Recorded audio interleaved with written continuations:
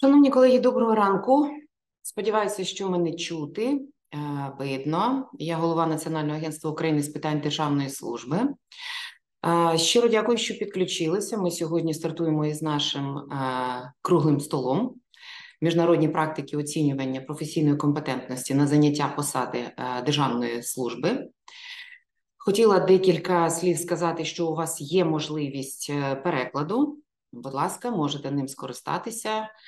Зараз з часів ковіда всі опанували Zoom, тому, будь ласка, обирайте опцію перекладу і можна буде цим скористатися. Хотіла б також сказати, що ми запросили наших партнерів, наших гостей сьогодні, з якими будемо вести діалог на панелях, для того, щоб дізнатися більше, кожен поділиться своїм досвідом. Скажу лише, що для Національного агентства важливим критерієм була, є і буде довіра.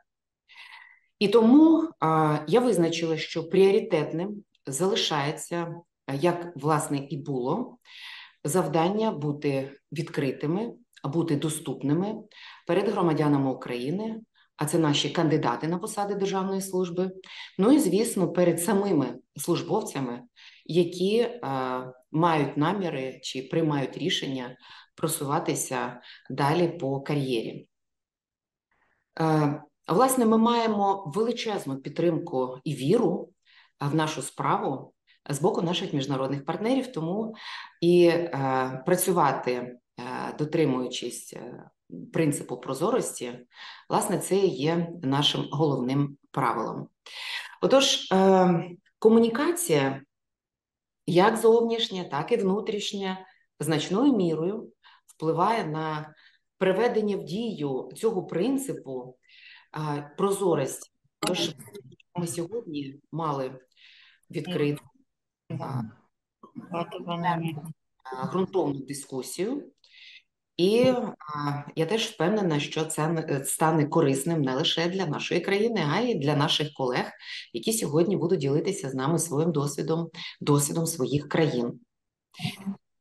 Колеги, в країні війна, тому і сьогодення для нас теж диктує все нові виклики.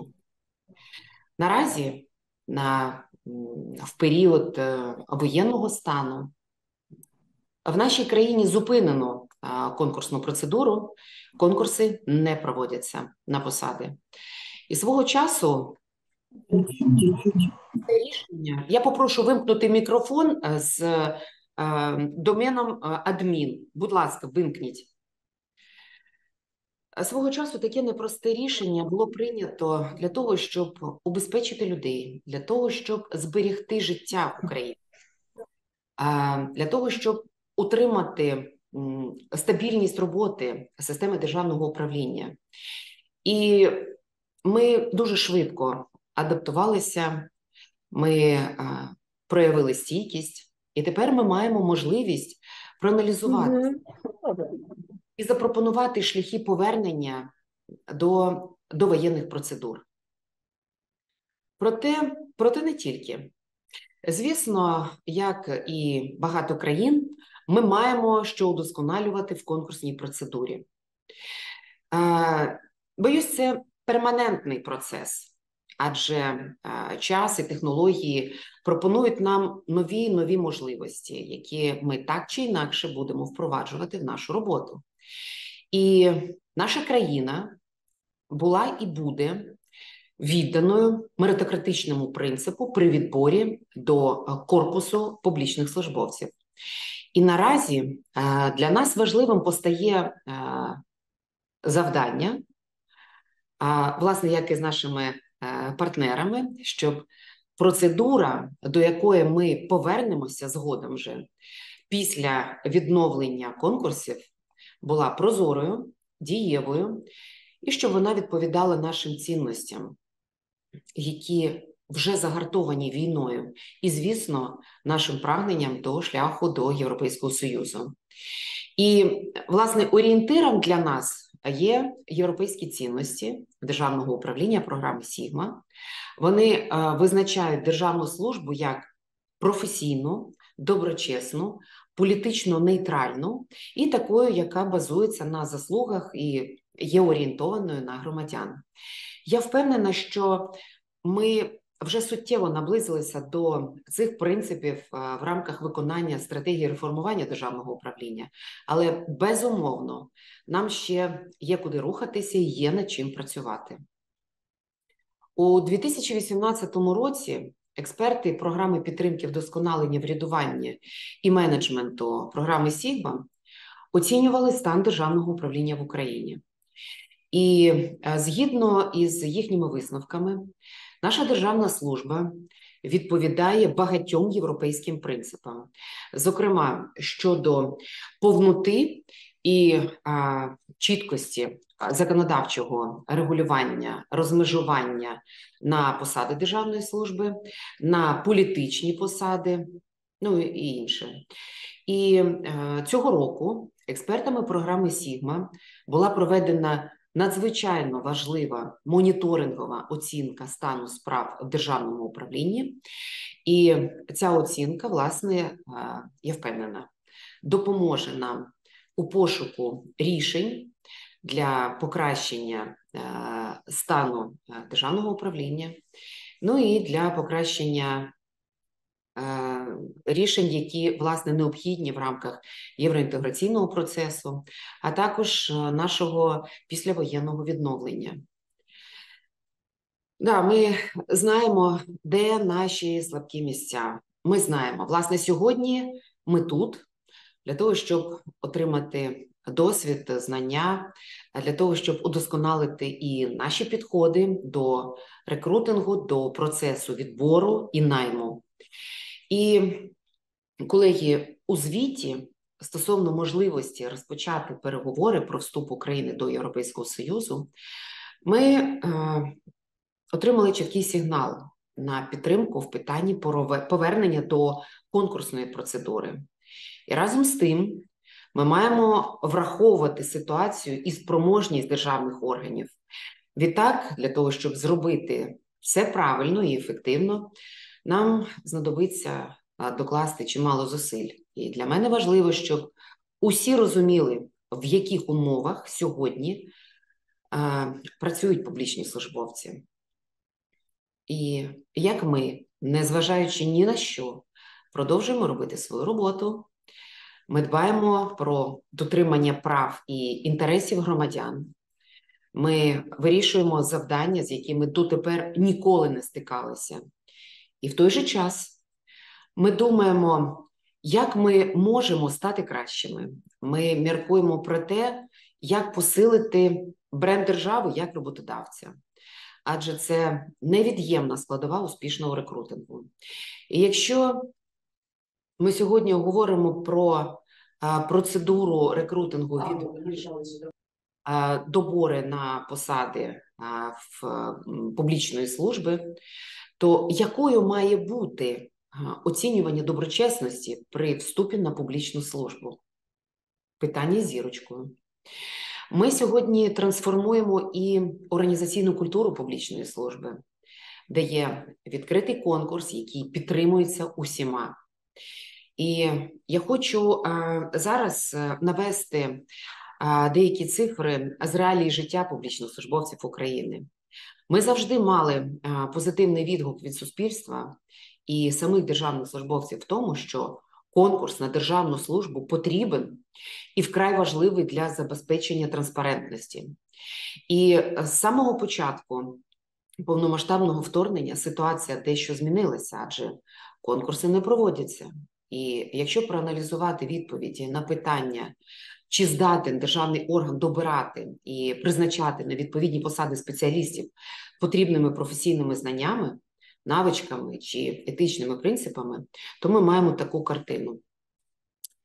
У 2023 році, порівняно із передвоєнним станом, дещо зросла частка позитивних оцінок, зокрема на 2,1%, тобто з 73,9% в 2021 році до 76% у 2023 році. Тобто є тенденція зростання. Тобто переважна більшість державних службовців позитивно характеризує практику добору і призначення персоналу, яка має місце в державному органі, де вони працюють.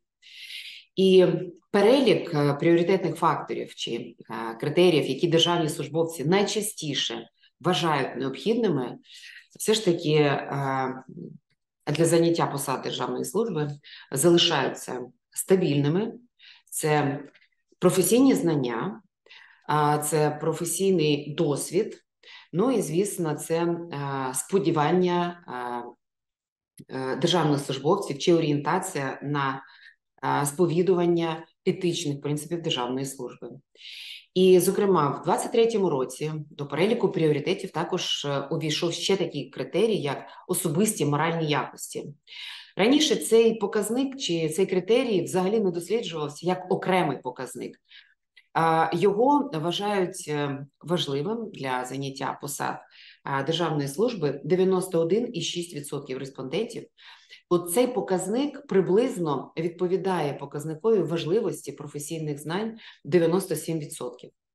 І відтак дані опитування публічних службовців нам вкотре підтверджують важливість меритократичного принципу при відборі і, знову ж таки, це і про необхідність повернення в нашій країні можливості проведення конкурсного відбору. Разом із тим, як я вже і говорила, ми маємо подбати про сильний і спроможний корпус публічних службовців. І для цього, звісно, що ми маємо аналізувати тенденції не лише, які є в Україні.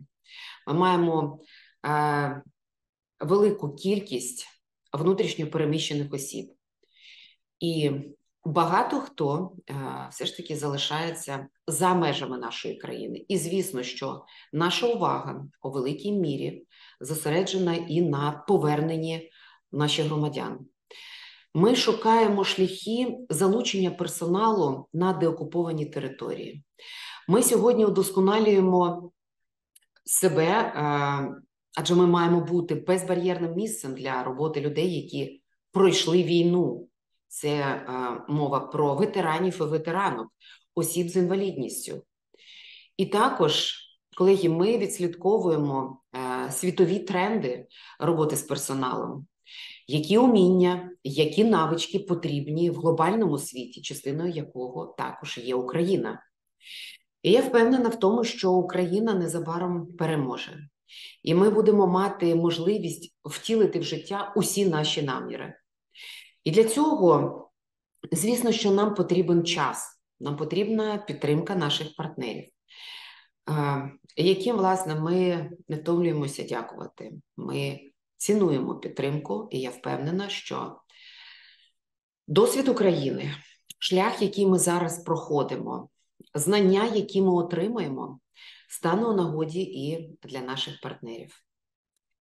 І дозвольте, шановні колеги, подякувати представникам програми «Сігма» за багаторічну підтримку, за нашу плідну співпрацю задля розвитку ефективного державного управління в Україні, адже впродовж багатьох років ви підтримуєте нас у проведенні багатьох наших реформ, ви ділитеся з нами своїм досвідом. І зараз я з превеликим задоволенням запрошую до слова Олега Марченковського, старшого радника програми OECD «Сігма» з питань державної служби і управління персоналом. Пане Олег, я запрошую вас до слова.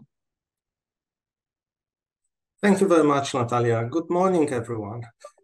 On behalf of the Sigma program, I would like to thank the National Agency for Civil Servants of Ukraine, the High School of Public Governance, and the Center for Adaptation of the Civil Service to the Standards of the European Union for the invitation to this workshop.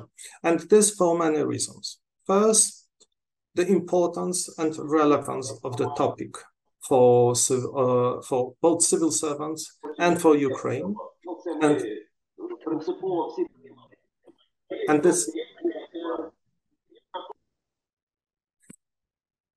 And this importance has been confirmed by the assessment report that you mentioned. The second reason why I value this workshop is that the approach of the Ukrainian institutions is a perfect one. It's learning from others, implementing what fits best. As you know, we work with different countries, and not all countries have been equally open to such attitude and willingness to learn from others. But in case of Ukraine, this is a standard. And I always share as an example of your approach, the publication of National Agency presenting the classification and grading system of 28 countries prepared in the course of a parallel reform of the salary system. And third, this is a confirmation of our close cooperation and trust between our institutions that Natalia mentioned.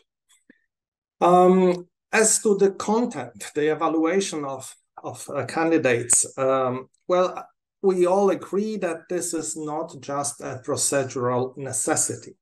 It's a cornerstone of building a capable, responsive, and ethical workforce. Ethical, I underline, because I've just mentioned the additional criteria of good moral attitude. So the quality of public services, the services that are delivered to citizens and businesses, is directly linked to the quality of civil servants, quality of individuals who deliver the services. So implementing an effective evaluation system is a fundamental requirement for any country aiming to enhance its public administration. And it's true that the national agency is now at a crucial moment. Restoring the merit-based recruitment procedures should not only bring back the past system, but this moment offers a unique opportunity to modernize it, modernize the system in line with, of course, good international practices, but also with what individual Ukrainian institutions installed during the martial law. And you mentioned, and we've seen this also during the assessment, that the recruitment process, although not centralized and not meeting the requirements of the law, do take place. So individual institutions introduce some procedures, some practices. It would be good to learn from them what worked, what did not work. These improvements are not only needed to select competent civil servants who are more likely to deliver high-quality services, but these new procedures are necessary to increase, or at least maintain, the public trust in the government and in its institutions. It's important that this trust helps to attract good candidates. So when restoring the system, we encourage you to take into consideration the updated principles of public administration that have been adopted quite recently. And these principles put evaluation of candidates at the core of Principle 9, stating that public administration attracts and recruits competent people based on merit and equal opportunities. And let me briefly say what are the requirements to meet this principle. First, public servants should be recruited through transparent and open competitions based on merit. Second, recruitment should be based on accurate job descriptions, providing the required the required candidate profile, experience, knowledge, skills, competences. For effective performance, these should be reflected in vacancy announcement, and along with work and salary conditions in the vacancy announcements. What is crucial are selection committees, and they should be composed of members qualified to perform the assessment against the job requirements without any conflict of interest and free from political influence. Selection methods should provide fair and valid assessment of the experience, knowledge, skills, and competences necessary to perform the job and enable the selection of the most suitable candidates. Finally, recruitment and selection processes should be efficient, timely, user-friendly, and supported by digital tools. In our principles, we also mentioned the right to appeal through administrative and judicial channels. You can see the entire principles published in English, French, but also Ukrainian on our website. So the new updated principles have not changed much. They are less prescriptive. We underline the importance of selection methods, but also the efficiency and timeliness. The principles for selection of senior managers are slightly different. I would be pleased to see a separate dedicated workshop for just this group of civil servants. Concluding, the process of evaluation is critical for public administration.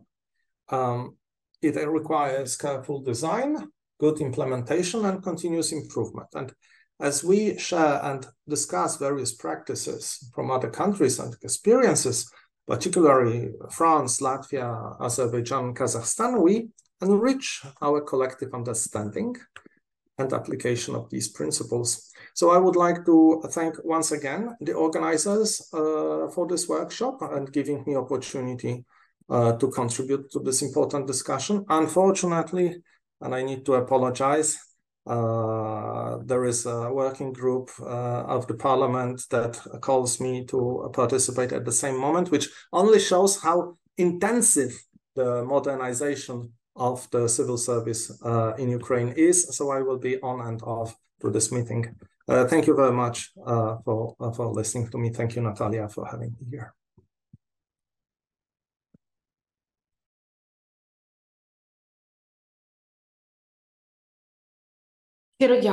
Щиро дякую, пане Лех. Я мала бути теж із вами на робочій групі. Сьогодні обговорюються поправки 99-125. Це прикінцеві перехідні положення до другого читання законопроекту 8222.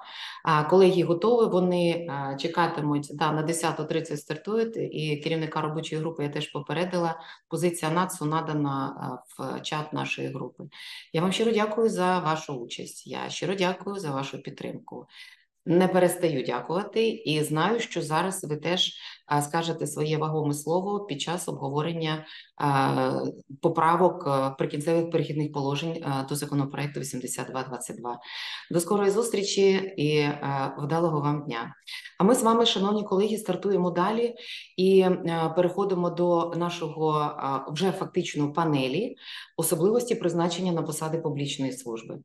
Одразу скажу, що навіть в умовах збройної агресії Національне агентство продовжує адаптувати процедуру конкурсного відбору на посади державної служби до кращих практик європейських, і ми розмірковуємо про впровадження сліпих інтерв'ю, списків резервних кандидатів, розширення тестування на визначення когнітивних здібностей, тобто здатності аналізувати і оцінювати інформацію.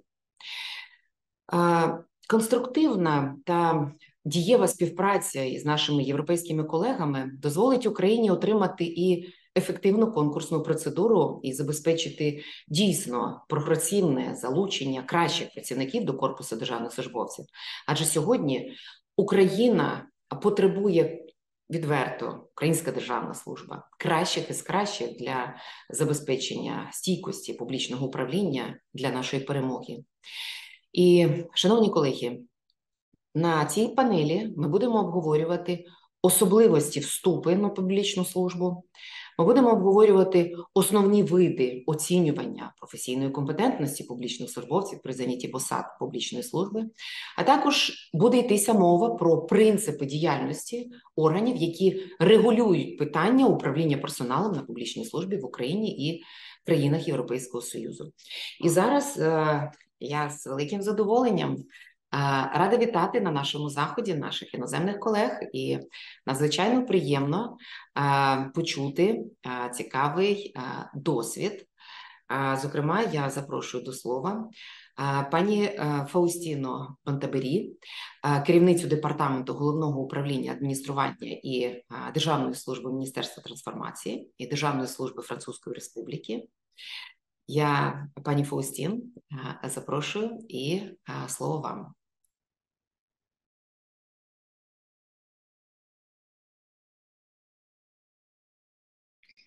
Thank you very much, Natalia. I'm very glad to be with you today. Hello, everybody. So I'm Faustine Mantaberi from France, and I'm very glad to share today the French experience in assessment of civil servants. Actually, we have a strong tradition in France of assessment, and of course, we made the system evaluate a lot since the beginning of the creation of assessment in France. I have a PowerPoint. Do I need to do it myself? To put it myself on the screen? Je crois qu'on a été interrompu.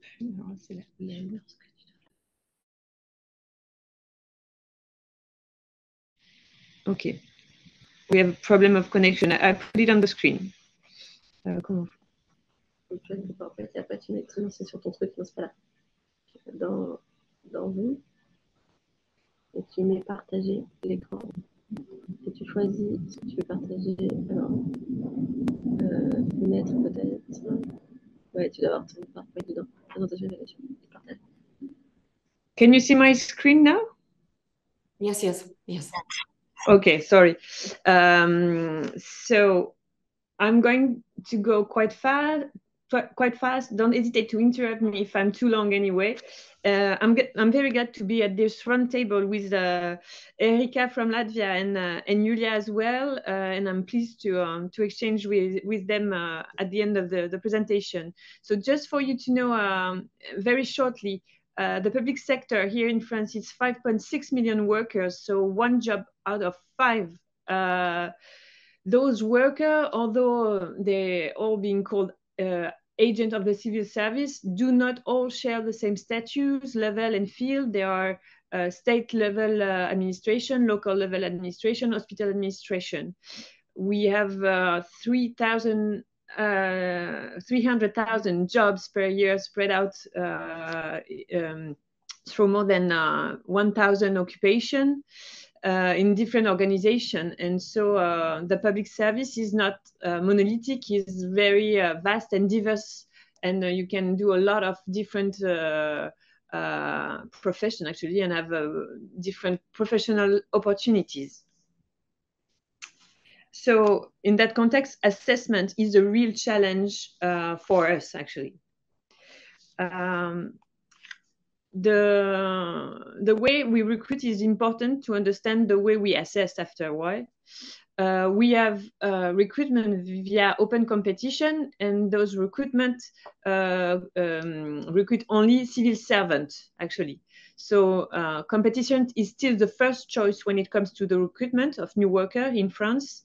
And the competition are open to everyone, guaranteeing equal opportunities to those with hopes of joining the civil service. The competition vary depending on the job, of course, you will apply on. And there are 3 different categories: A for managers, B and C for execution. Depending on the responsibility you're going to have on your job. However, it is of course possible, and it is more and more often the case, possible to be recruited on a contract basis coming from the private sector actually. That's something quite new that is in the law of 2019 here in France. So why is it important to assess the civil servant, the public agent?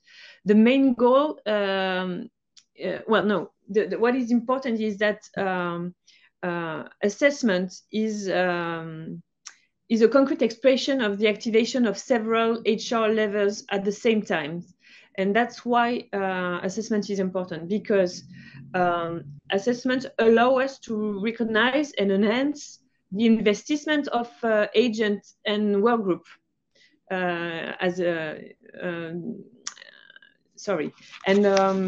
assessment is also a way to oblige manager to evaluate their own performance and the quality of human relationship at work. It's also a way to think about what you're going to do in your career, what is the possibility you have to change of job if you have been for several years on the same job. So that's a foresight exercise as well. And of course, it's a privileged time of recognition and feedback to agents on their work.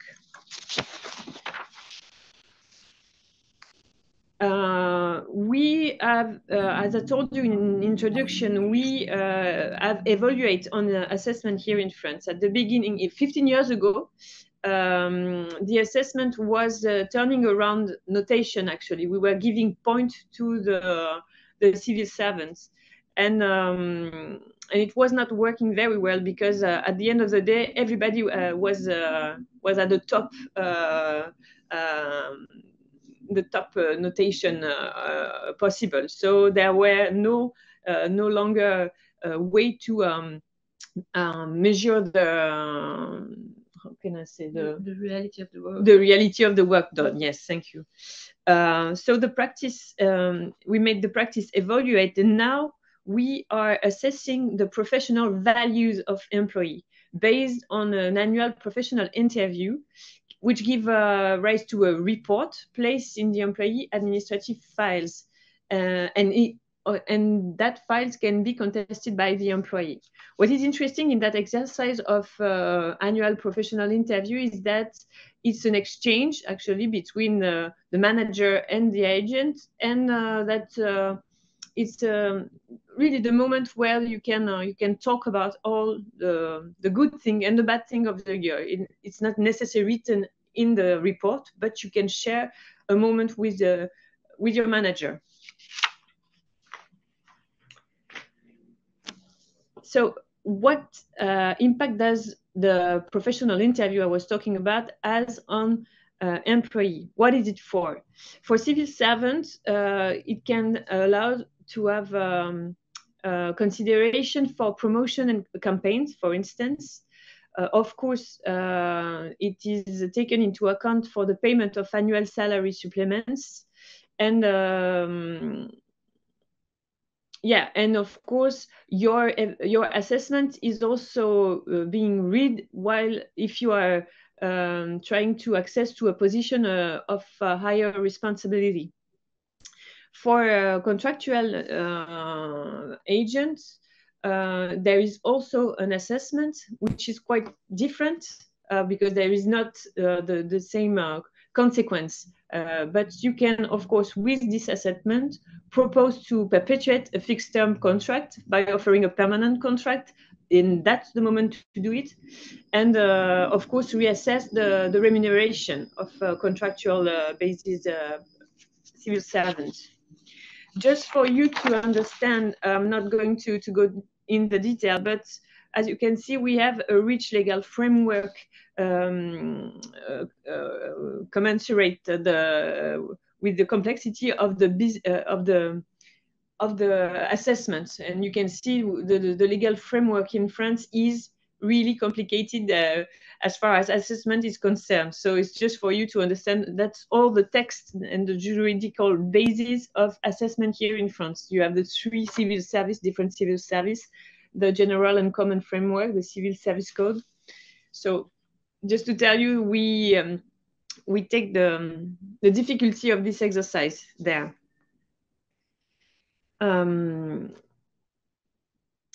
Well, I already talked about that. I'm going to go a little bit further. So what happened when performance is not there? What do we do when we have problem with a civil servant?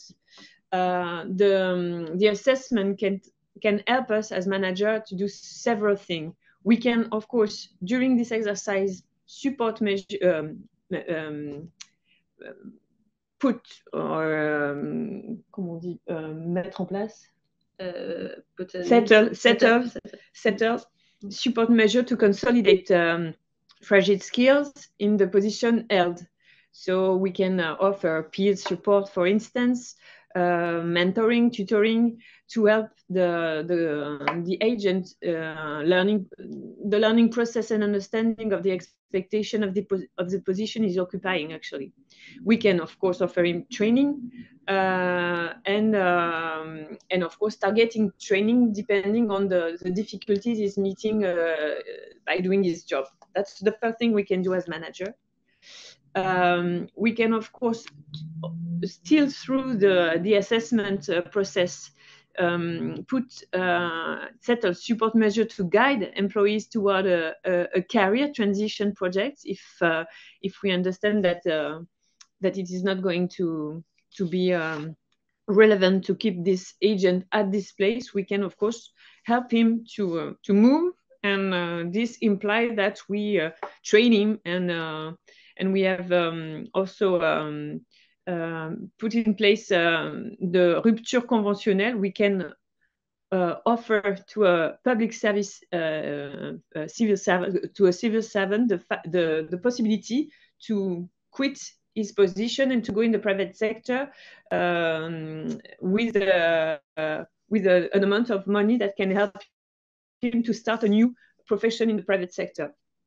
We can, of course, settle HR measures in the event of repetitive negative appraisal over several years, but those are very strong measures and quite rare, actually. Dismissal for professional incompetencies, compulsory transfer of the interest for the interest of the service, but those are very hard measure, actually. I just wanted to make a short focus on what we do to evaluate the top civil servant, and because that's probably where at the top civil servant where we have the more possibility and different kind of assessment there. We can evaluate the top civil servant with what we call a 360 assessment. This means that a top civil servant can be evaluated by all the ecosystem around him. It could be his hierarchy, but it could be also people in his team that will evaluate his, for instance, management. 360 is working quite well, especially for in the Ministry of Interior, but it is very long to do. So, of course, we cannot manage to do for each top civil servant. There are also possibility to have a collegial appraisal of senior civil servants by public employers. Every 6 years, you are evaluating by your peer, actually. And so that's quite an interesting exercise. And of course, we can also we evaluate also the people that are going to the person eligible to hold senior management position, and very at the top civil servant level. They have their own way to be assessed as well. Now we are working on hybrid approach today to combine either classical annual review of objective and performance for the top civil service, and of course medium-term assessment every 3 years to complete the assessments. And what is interesting is that in that matter is that we are trying to develop the self-assessment of the civil servant as well. We need to understand ourselves what we can improve on, and that's already a good move to understand by yourself what you have to learn.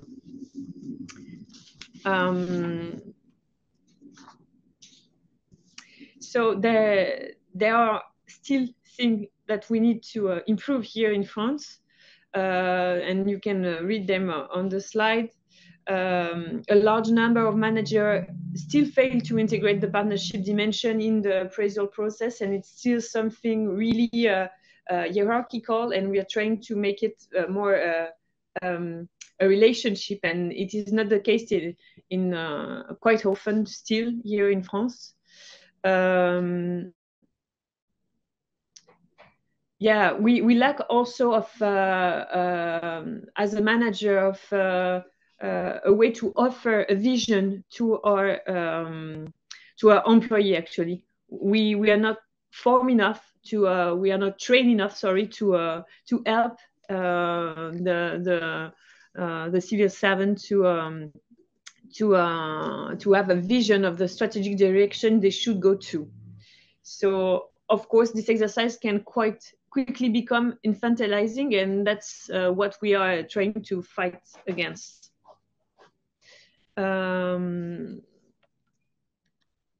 Okay, do you want to?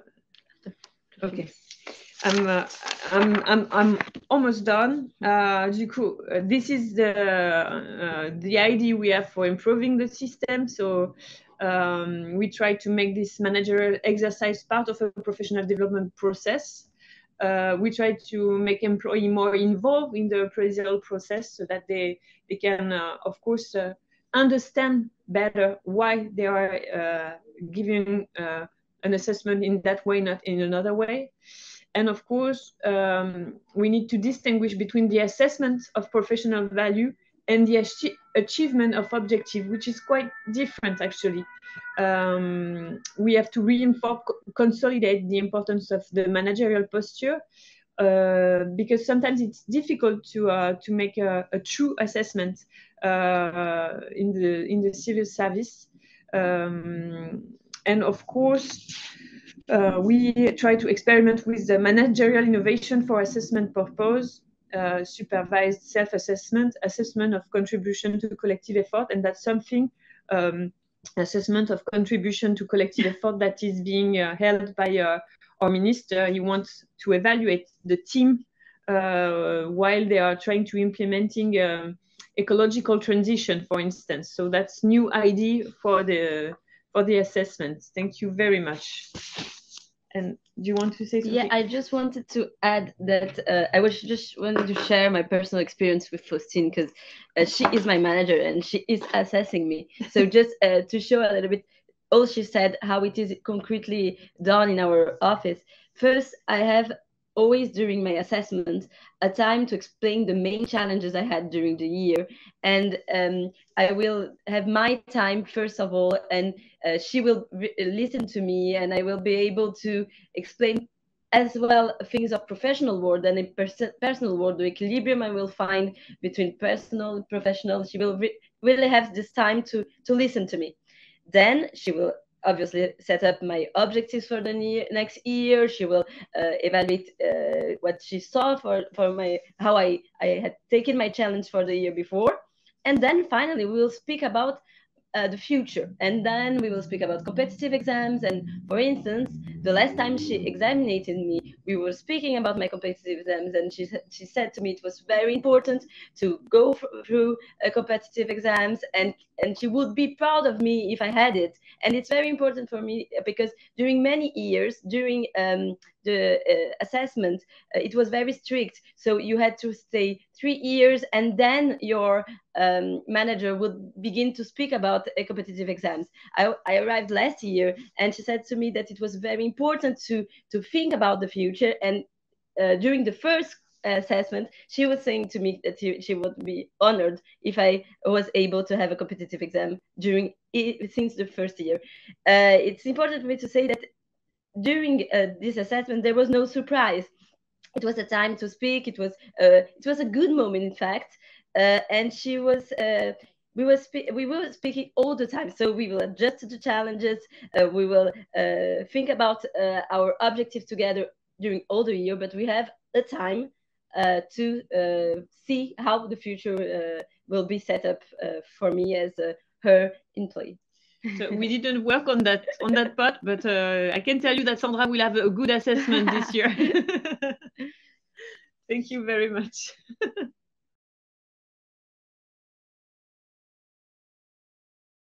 Thank you so much, and thank you, Faustine. Thank you, colleagues. I very appreciate our long-term cooperation and fruitful cooperation, and I hope that we long-term next time our cooperation. Yes, and see you next time, and have a wonderful day. Thank you. Дорогі колеги, а ми з вами рухаємося далі. Я хочу зараз із превеликим задоволенням запросити нашого наступного спікера. Еріка Тоджер, керівниця відділу кадрової політики Державної канцелярії Латвії. Ми давно співпрацюємо безпосередньо із канцелярією Латвії, адже вони займаються розробкою і координацією політики розвитку державної служби, займаються координацією кар'єрного розвитку державних службовців, займаються погодженням посад державних службовців і безпосередньо займаються чи забезпечують добір керівників органів державної влади. Тому, будь ласка, пані Еріка, слово вам. Thank you, Natalia. First of all, I would like to thank you for this opportunity to be here and share Latvia experience in recruitment and selection process. And I will try little bit to explain how we have performance system in this Latvia, but we are now we are stepping in the future. We are working a lot for the future to change a lot of things, but for the better way. At the end of my presentation, I will explain what we are doing and where we are going in the future.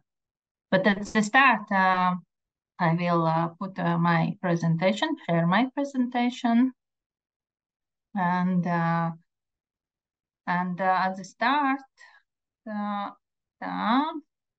yeah, it's not work. Great. At the start, I want to explain how look Latvian public sector. You can see we are a lot of sectors.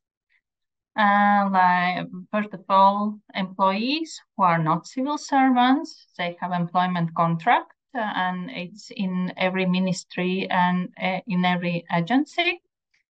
Then we have civil servants. Some part, it's in the numbers, it's not a big number. It's more than 11,000. But the public sector, we have very big part, of course, of officials with special service rank, like police, firefighter, and so on. Then soldiers, teachers, social care center, medical personnel, judges, and they each has they separate framework. Some parts are regulate common, but some parts are like a special framework for them. My presentation will be more connected with civil servants, but at the same time, a lot of things what we have in Latvia, it's similar with employees who has this employment contract. So there is different, but at the same time, not a very lot. About civil service system in Latvia, then of course we have before than 2001, but it's not newest law. At this moment we are looking what we need to change in our civil service system, because some of parts are not working well. But still we have this law where is there is definition what is civil servant. So the civil servant is person who in a direct administration institution work with policy, with development strategies, coordinate financial resources, make decisions for individuals, do the administrative documents. But sometimes what we are looking in practice that in some parts border we lost, and that's why we try to understand if we need to to change the definition of civil servant or not, because now we have this discussion what we will do. Others are not civil servants, like employees who have this employment contract and other what I mentioned before. In Latvia, except diplomatic, we have position-based civil service. It means that for everybody who wants to come to work in state government, in public sector, it's open. And this is our possibility to attract people from private sector in different positions, not only specialist positions, but also in senior leader, manager positions. And of course, this is open candidate competition. What we are discussing a lot, that one benefit what we have already, if you are in public service, if you are a civil servant in Latvia, you have possibility to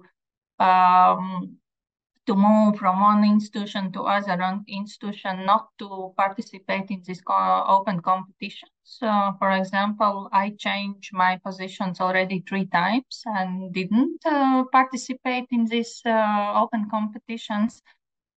But at the same time, we are looking of the results because we publish the results, who is winning this competition, and we can see that mostly people are moving from one state government to other, and we need to be more to see how to do this mobility in our organization in public sector, that yes, there is open competition, but at the same time, maybe we can to see how we can work with resources, because recruitment process take a lot of time to find the professional candidate for public sector. At the same time, when we have these job offers, we are working with them to try attract potential civil servants or employees. We have common guidelines in Latvia for our institutions, and these guidelines try to explain and gives common steps how to organize this recruitment process in each institution, that we have one policy, because before these guidelines we have different experience and of course different results, because in Latvia there is aloneness that each candidate can ask documents and read about him, and to see if the competition was really honest or transparent. That's why we are working a lot with these criteria, that it's transparent and candidate can see why he sometimes didn't get this position or not. But about job offer, of course, we put this level of education, work experience. But about work experience, we have a lot of discussion, because sometimes we love to put this requirement. Yeah, we expect 5 or 7 years experience in the state government and so on. But then the young people, they sometimes ask, yes, you ask for the potential employee, but at the same time, how I can get this 5-7 year experience in state government if I can't get in? That's why we try these job offers to do more attractive, not only for the people who are very, very this big experience, but for the new generations that they really have attractiveness to come in this public sector. Of course, it's not easy, and we need to work still, because we have in one survey, they said that only 15% wants to come to work in public sector. Of course, we ask skills competencies, but about competencies, we try to ask, okay, if we ask you, I don't know, strategic vision, change management, or orientation on results, please describe the example how the competencies was, where you get this competency, what was your experience. This is good to understand that the potential employee or civil servant has this competence. Of course, after we are measuring with other methods, but this is how he can describe his experience. And for civil servant, we have mandatory requirements, and this is, of course, citizen of Latvia, Republic of Latvia. You need to speak fluent Latvian language. You need to have this higher education. The level can be different. It depends on what position you are participate.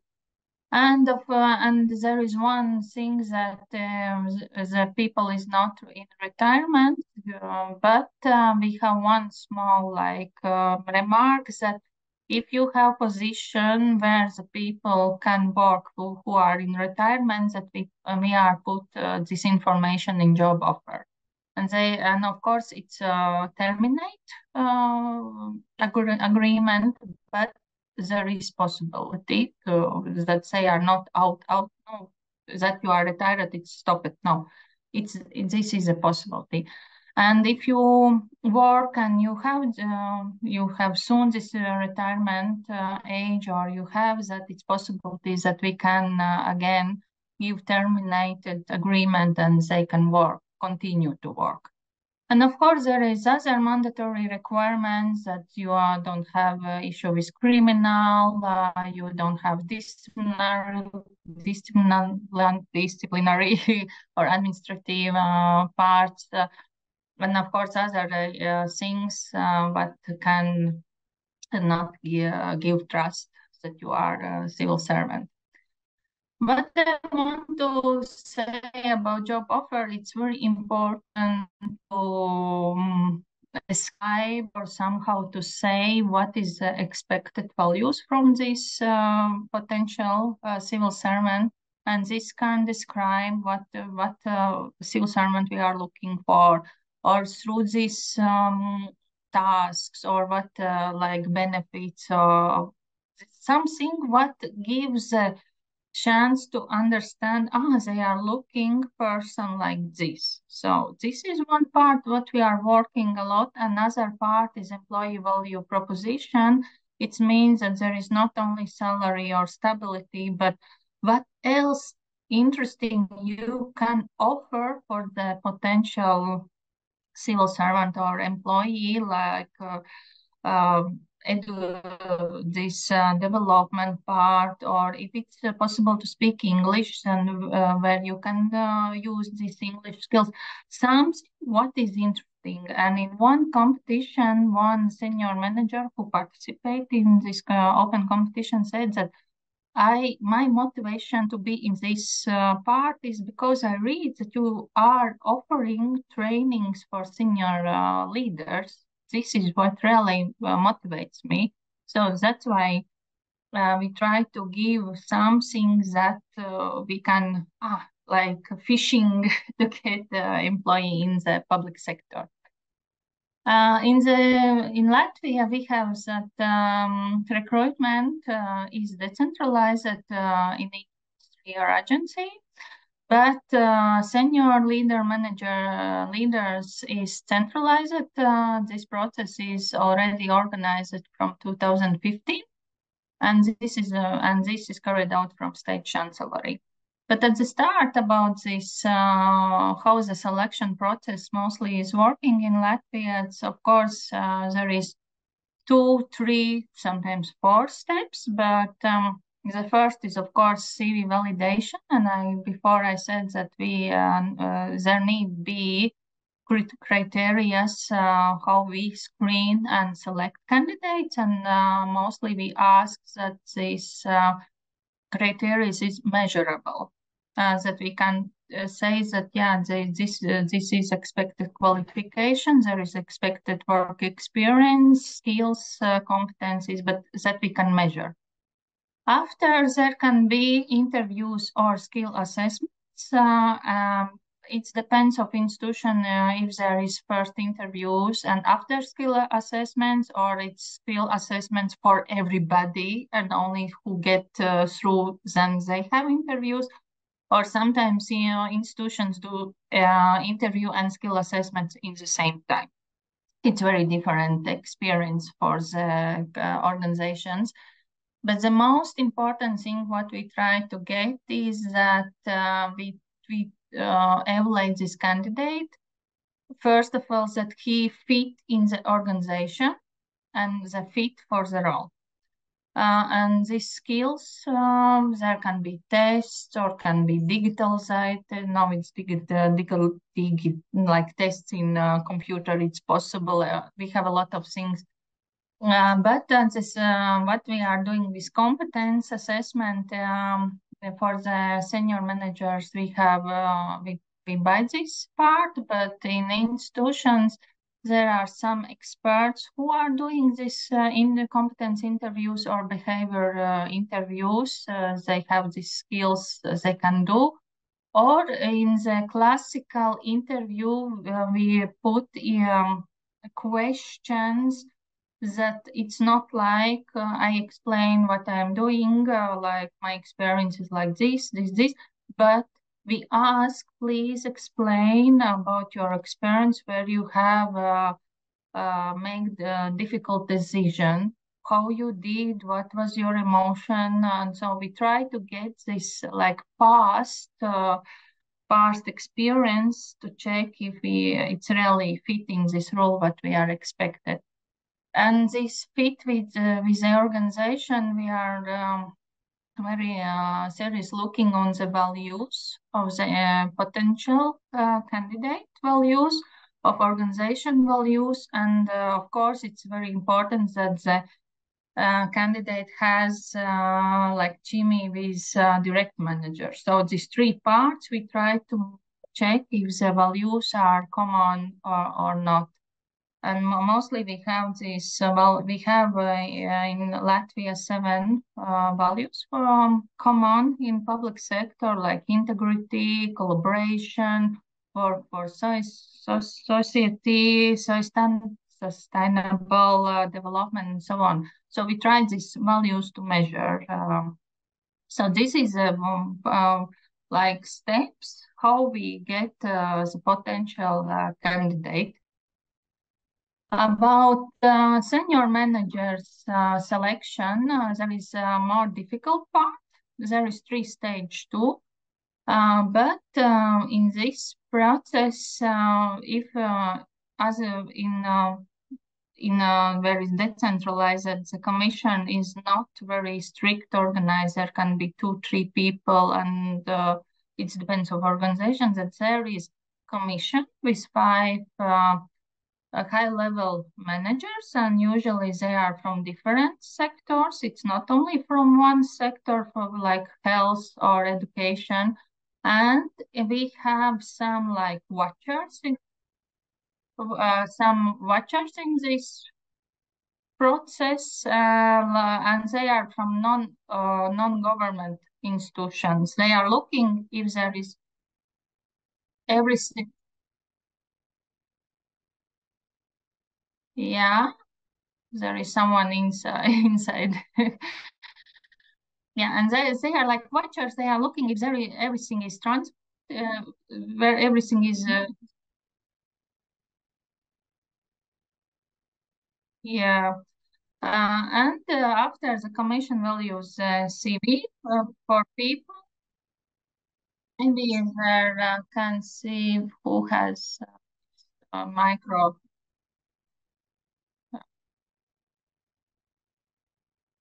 So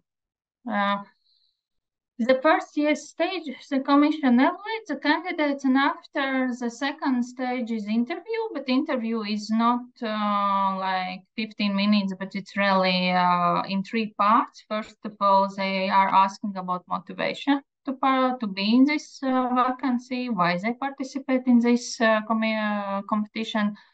After there is 10 questions, which is structured and for everybody is the same.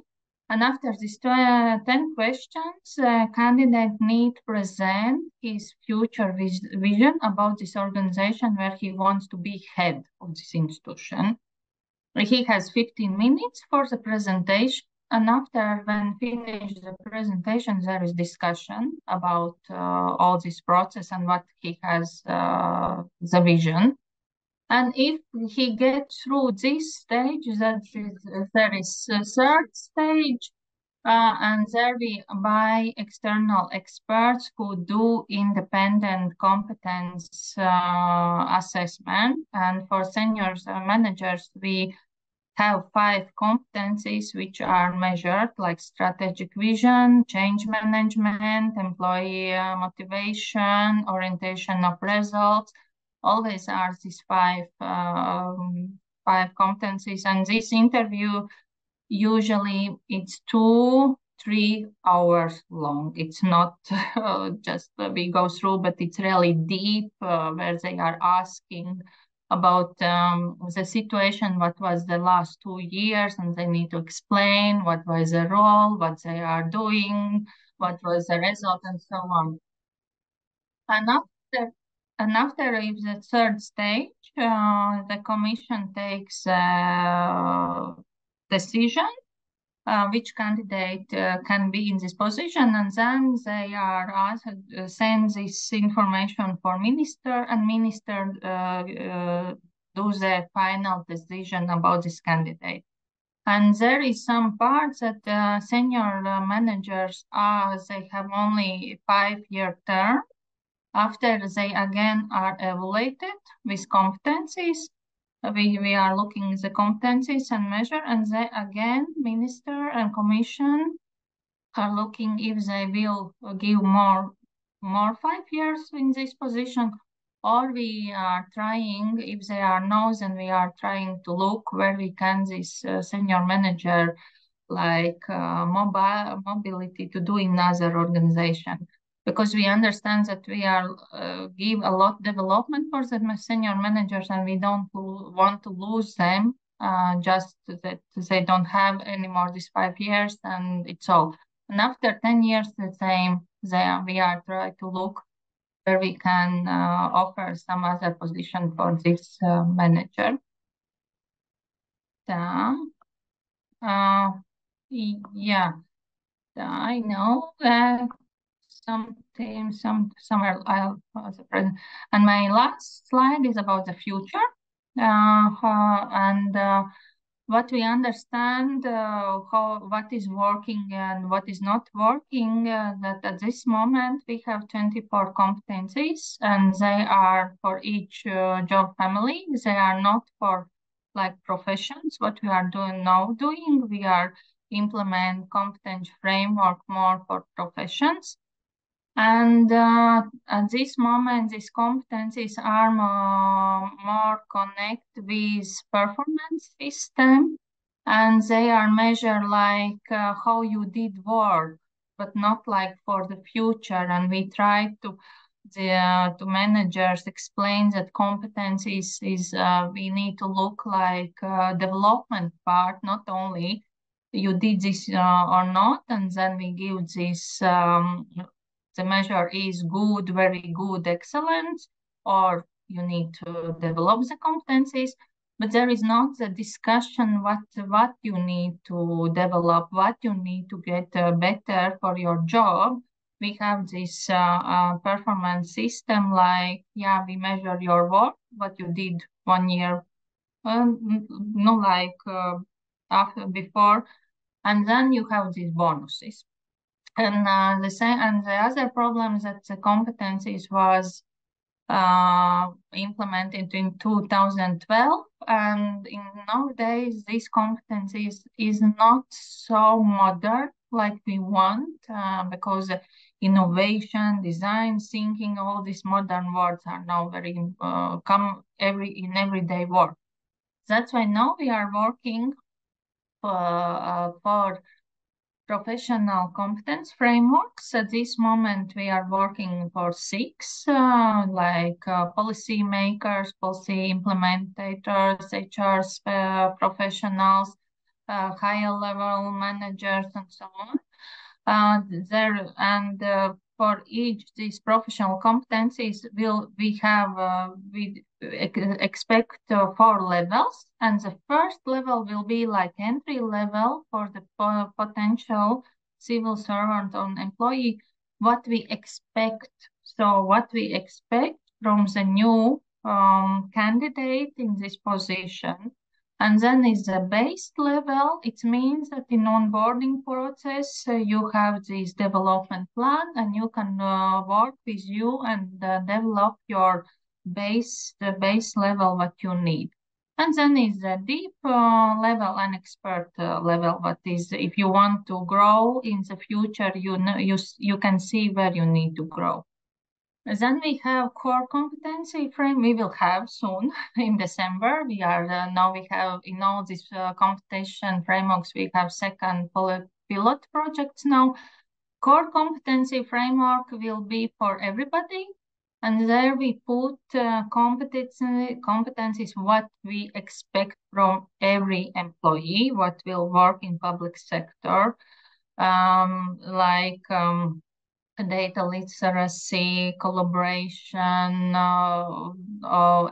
like development. You need to develop that it's your ground, like grow mindset. That is what we expect. And one more competence framework is integrity.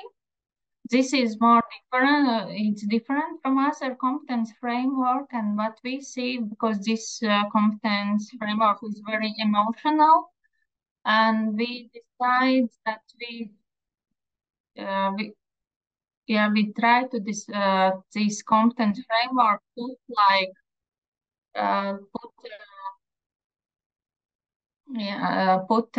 like for the potential candidates, it's published in, I don't know, it's state government, in a state consulary webpage, and you can measure your level of integrity.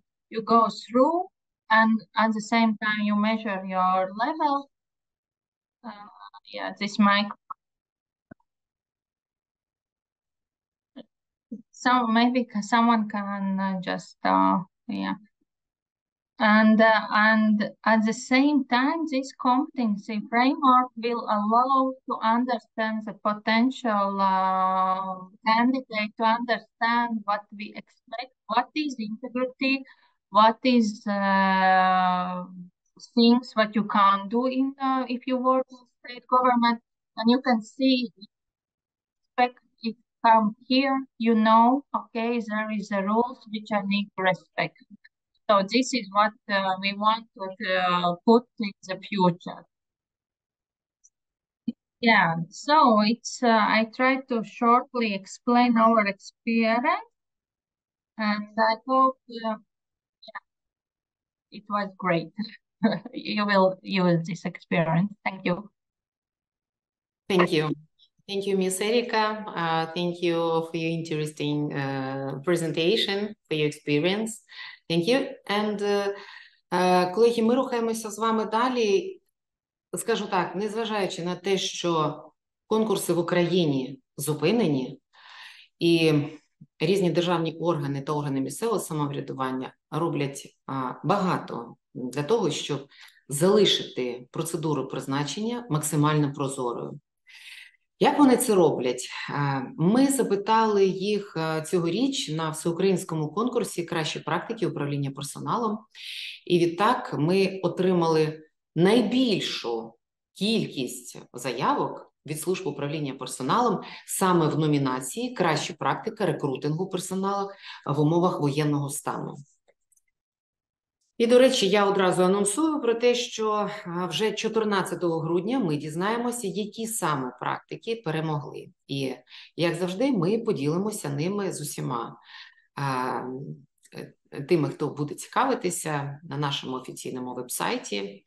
Ну і, звісно, я згадаю ще раз про те, що ми будемо повертатися до конкурсів вже за оновленою процедурою.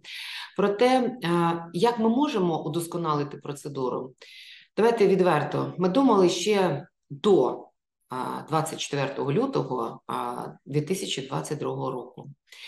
І в нас проходила тоді майстерня, до участі в якій ми запросили і службу управління персоналом, органів різних рівнів, і кандидатів на посади, і експертів міжнародних проєктів. І тоді наша спільна робота дозволила нам виокремити найбільш проблемні місця і напрацювати бачення для їх вирішення. І звісно, що ми зробили точкові доопрацювання процедури ще в епоху ковіду, і проте кардинальні зміни були тоді закладені вже в законопроект, який був зареєстрований саме 31 грудня 2021 року у Верховній Раді за номером 6496. І так, наразі ми очікуємо, звісно, що наш парламент вже незабаром повернеться до його розгляду, адже саме від нього залежить, як ми будемо рухатися із оновленням нашої конкурсної процедури. Отож, якою є конкурсна процедура на державній службі в Україні і на які зміни нам варто очікувати. Про це я запрошую більш детально розповісти Юлію Мирошкевич, директора Генерального департаменту з питань управління персоналом на державній службі та в органах місцевого самоврядування. Пані Юлія, слово вам. Дякую, Наталія Олександрівна. До речі, ви згадали майстерню, а я дивлюся серед учасників якраз ті, хто були на нашій майстерні. Тобто те, про що ми зараз будемо говорити, вони мають про це згадати і, можливо, навіть доповнити. Дуже дякую. Колеги, усім вітанням. Я для себе, до речі, фіксувала за колежанками те, що вони роблять зараз, і мені дуже приємно, що про ці речі ми так само говорили в далекому, стається, в іншому житті, в 21-му році. І знову ж таки, ми про це говоримо і вже багато речей зробили, про це теж буду намагатися згадати. Часу обмаль, сказати хочеться дійсно багато. Почну традиційно з презентації, дуже коротко, колеги, сподіваюся на ваше розуміння, що на багатьох речах я не буду зупинятися, оскільки основна аудиторія, колеги і так знають, про що я говорю. Знову ж таки, законодавча рамка, без неї нікуди, і ми розуміємо, чим ми обмежені, або що ж ми можемо робити, що нас чекає на основі того, як прописана наша нормативна база. Так, ми маємо закон, так, ми маємо свій порядок проведення конкурсної процедури. Для категорії А ми маємо окремі типові вимоги, і про це теж ми завжди пам'ятаємо, і з тим ми працюємо. Великий акцент, так чи інакше, ми для наших колег звертаємо до методичних рекомендацій. Це рекомендації, але саме в них ми маємо можливість показати і запропонувати методологію проведення конкурсу. І це теж є важливо, і про це теж будемо говорити далі. І так, акцент, на який вже говорила Наталія Олександрівна, сьогодні ми не маємо конкурсної процедури. Сьогодні в нас 10 стаття, за якою ми призначаємо без конкурсу.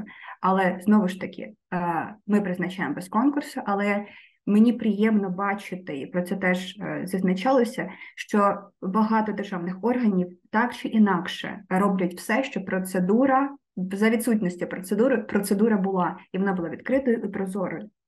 І це, знову ж таки, підтверджує ваша робота, ваші відгуки і ваші практики. Що є основним, що є важливим, крім нормативки? Звісно, ті, хто супроводжує, ті, хто це роблять. Тут не показана роль служб управління персоналом, але знову ж таки, я залишаюсь при своїй думці, наші HR – це провідники, вони є базові конкурсні процедури. Але так, у нас є комісії. Комісії, вони ті, від кого залежить, хто переміг. А от в великій мірі якість організації процедур – це якраз служби управління персоналом. Для категорії А у нас є комісія з питань вищого корпусу державної служби, і знову ж таки кожен державний орган має свої конкурсні комісії. Тобто кожен державний орган має свою комісію, з якою працює. А над складом, знову ж таки, дивлячись на час, я не зупиняюся, і тут немає центру оцінювання кандидатів на зайняття посад державної служби, про нього буде сам центр розповість, але ще про новаціях я згадаю його. Це теж важлива для нас річ. Колеги, коротко буду нагадувати для нас нашу бігову доріжку, нашу конкурсну процедуру. Знову ж таки, в мене таких 3 слайди. І ці слайди є окремими з певними відмінностями для категорії А, тобто для наших топ-чиновників, для категорії БВ, тобто для менеджменту і для переважної більшості наших державних службовців, які виконують основний функціонал. І також ми маємо згадувати ще одну когорту людей, аналітиків, нормативщиків. Це ті, хто відповідає за формування політики в центральних органах виконавчої влади. Ми говоримо за фахівців з питань реформ. Для нас в нашій наразі нормативці, для них є окрема специфіка для конкурсної процедури. Що ми маємо? Я, з вашого дозволу, на категорії А не зупиняюся, а перейду до найбільш поширеної, це до категорії БВ. Основним і великим для нас важливим таким моментом якраз є існування і робота єдиного порталу вакансій державної служби. Це та основна базова річ, це наше обличчя, так би мовити. Це те, що кандидат бачить вперше і перше про нас. Це кар'єра.gov.ua, саме через єдиний портал вакансій відбувається і комунікація на першому етапі, на етапі подання документів, на етапі підтвердження. Тобто ми маємо реєстрацію кандидата на кар'єра.gov.ua, ми маємо етап, де кандидати в своєму особистому кабінеті формують пакет необхідних документів, подають і далі вони чекають зворотній зв'язок від адміністратора конкурсу. Якщо все гаразд, наступний етап у нас іде тестування. Тестування є в нас загальне, я маю на увазі тестування на знання загального законодавства, перелік питань у нас відкритий, в нас так само є бальна система, і так само ми маємо мінімум і максимум, які можна досягти, і обмеження в часі. Залежно від категорії чи то Б, чи то В, іде і різна кількість питань, щоб отримати максимальну оцінку.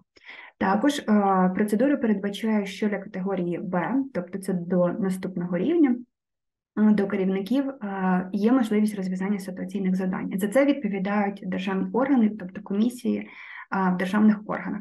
Після ситуаційних завдань ми маємо співбесіду саме з конкурсною комісією. Також ми маємо згадувати і пам'ятати про спеціальну перевірку, також ми маємо пам'ятати про фінальну співбесіду, ну і, звісно, наступні етапи, які йдуть до подачі документів. Для фахівців з питань реформ додається обов'язкова умова, це умова тестування в центрі оцінювання назв, так само, як і для категорії А. Тобто це місце, куди обов'язково колеги завітають, оскільки є тестування, які можливі лише в центрі оцінювання. Для фахівців з питань реформ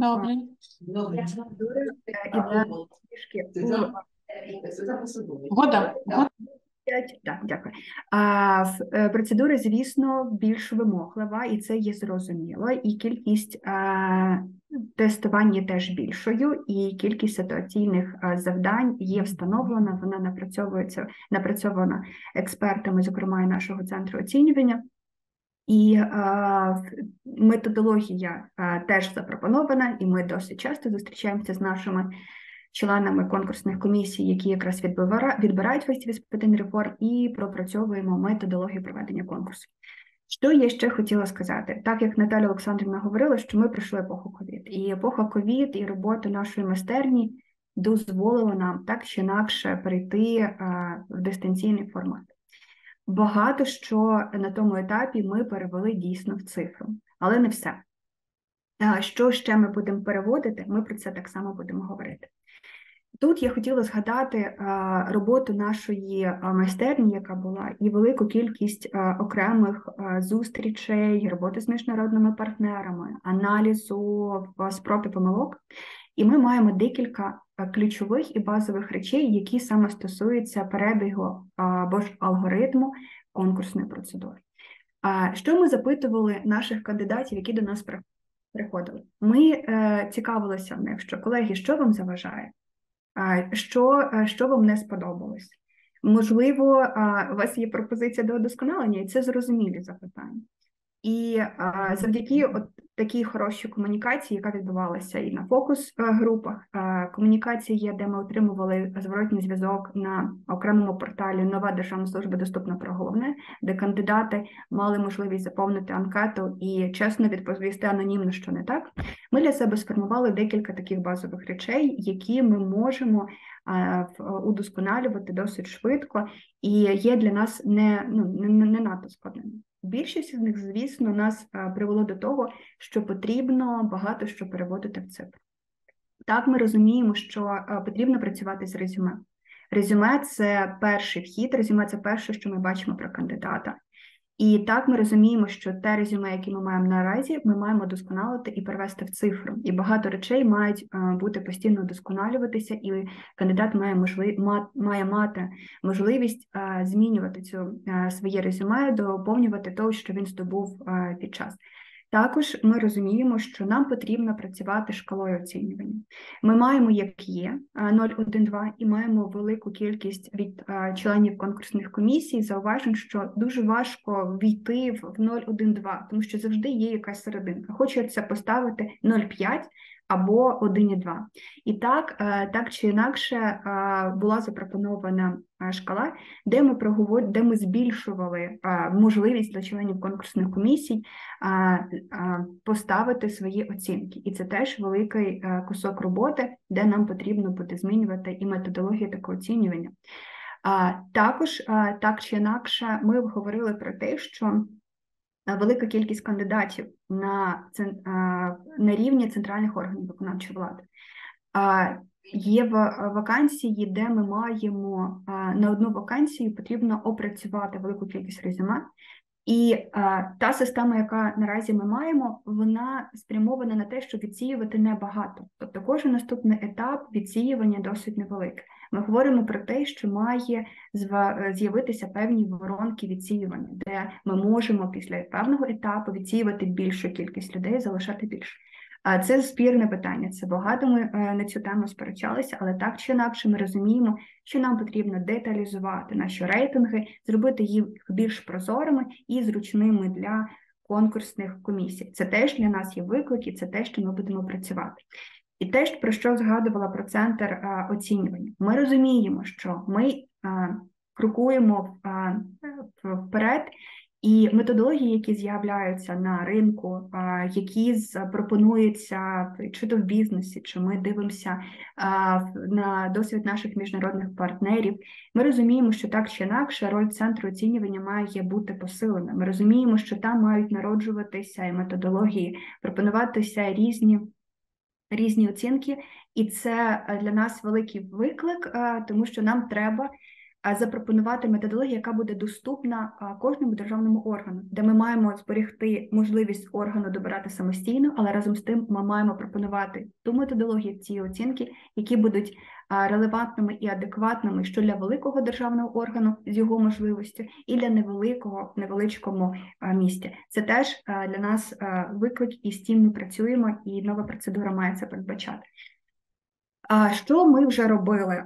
Що ми робили до 24 лютого і що ми продовжуємо робити зараз, те, що для нас є важливим? Так, знову ж таки, ми мали велику роботу в майстернях і ми маємо речі, які зайшли в концепцію досконалення процедури проведення конкурсу. Ми маємо концепцію. Важливі речі, які закладені там, звісно, це автоматизація багатьох процесів, де забираються часові людські ресурси, де робиться руками щось адміністратора, де йде час, тобто все, що можна автоматизувати, і те, що не нестиме шкоди для взаємодії з кандидатом, людської взаємодії, все це має бути автоматизовано. Тобто ми маємо зекономити час наших адміністраторів, членів конкурсних комісій. Звісно, так чи інакше ми говоримо про те, про що вже згадувалося. В нас свої реалії. Ми готуємося до повернення наших колег, які будуть ветеранами, ветеранками. Ми вчимося працювати і вже працюємо з людьми, які отримали травми, які збільшується кількість осіб з інвалідністю, і це зрозуміло. І наша процедура і робота органів, конкурсних комісій, адміністраторів має бути адекватною, релевантною тих реалій, які ми сьогодні маємо. Ми з тим маємо працювати. А методика у нас була ще в 2018 році, ми з нею починали працювати, вона у нас є. Тобто ми маємо методику, але це для нас зараз виклик, щоб ця методика запрацювала і з'явилися нові інструменти. Тобто ми на етапі розширення, розуміння, що нам потрібно змінювати, не лише з розумним пристосуванням. Ми переходимо на етап безбар'єрності. Звісно, ми не можемо не говорити про цифри, про цифрові компетентності. Це те, що ми закладали в методичні рекомендації, коли ми говоримо про умови і про спеціальні вимоги. Великий запит, і це те, що закладається і зараз фахівці, які працюють в робочій групі при центрі, при Вищій школі публічного управління, коли ми робимо певну рамку, вони про це постійно відмічають. І цифрова компетентність – це те, що закладає кожен другий експерт, якщо не більше. І так, великий акцент на доброчесність. Робоча група працювала, ми досліджували досвід різний із бізнесу, із інших країн. І станом на сьогодні ми маємо спільно з одним з проєктів ми напрацьовували методологію оцінювання, вимоги до компетентності, така як доброчесність, і навіть вже представляли її членам Ради управління людськими ресурсами, з ними ведеться дискусія, і я сподіваюся, що ми дійдемо до багатьох речей і зможемо їх представити окремо. Але це один з акцентів, з важливих, які є. А що потрібно для нас робити далі в найбільш короткі перспективи? Ми розуміємо, що повернути конкурси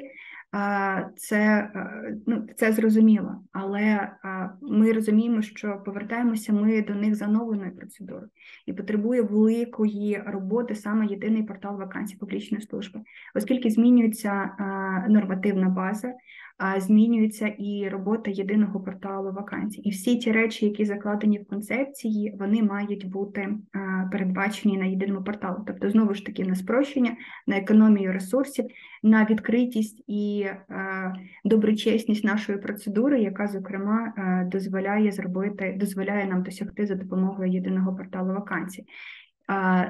Незабаром публічної служби, оскільки ще одним акцентом для нас є, це прийняття закону 3077, де для органів місцевого самоврядування з'являється можливість також оголошувати вакансії через єдиний портал вакансій публічної служби. Тож ми змінюємо назву і розширюємо наші горизонти. Основний акцент, звісно, на законопроект 6496, це зрозуміло, оскільки він закладає кардинально інший підхід в багатьох інструментах управління персоналом. Це зрозуміло. І зрозуміло, що ми зараз говоримо за конкурсні процедури, але він зачіпає декілька інструментів. І це якраз показано в нашому законопроекті. Я говорю зараз за кар'єрний ріст. Я зараз говорю за можливість просування в рамках категорії посад і говорю за кандидатські і кадрові резерви. Це те, що з'являється в нашому законопроекті, і це дозволило нам вже сьогодні працювати. І якраз колеги перед тим так чи інакше торкалися цієї теми. Ми повертаємося до компетентностей, ми повертаємося до оцінювання, і ми повертаємося до того, як це має бути. І для нас це якраз в рамках сімей посад, те, що ми зараз робимо з нашими колегами, з експертами, і тут, до речі, теж є колеги, які в цих робочих групах, вони знають, про що йде мова. Представлення, впевнено, теж буде незабаром. Колеги, це те, що ми зараз маємо і з чим ми працюємо. Звісно, про що ми зараз говоримо, чого ми намагаємося досягти.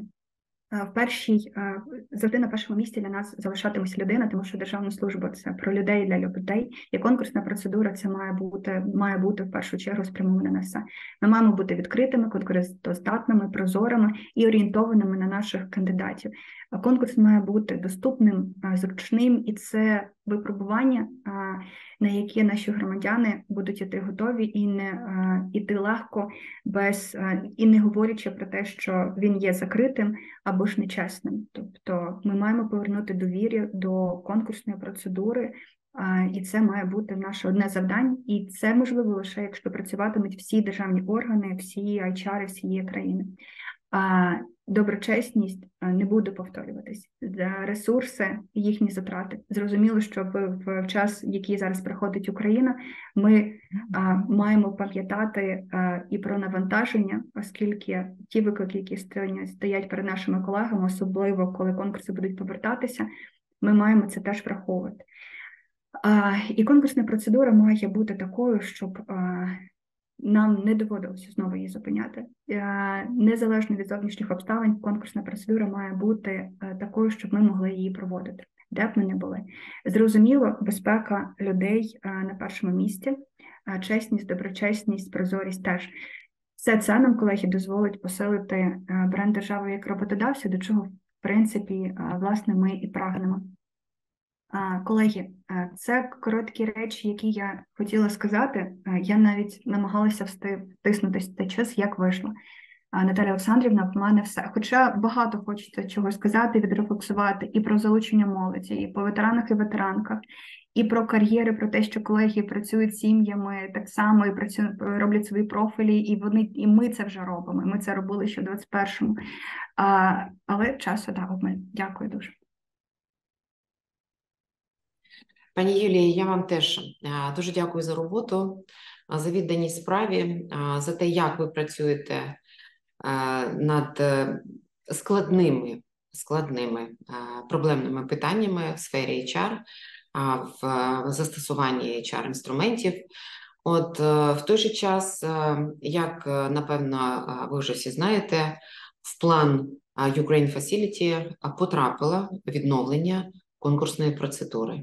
І так само туди ж потрапив, як визначено нашими європейськими партнерами, це макрофіндопомога, назвемо це так, у разі прийняття 6496 законопроекту, який, власне, щойно Юлія зазначила основні положення, основні пункти, які стосуються безпосередньо HR-практики щодо рекрутингу, щодо проведення конкурсної процедури.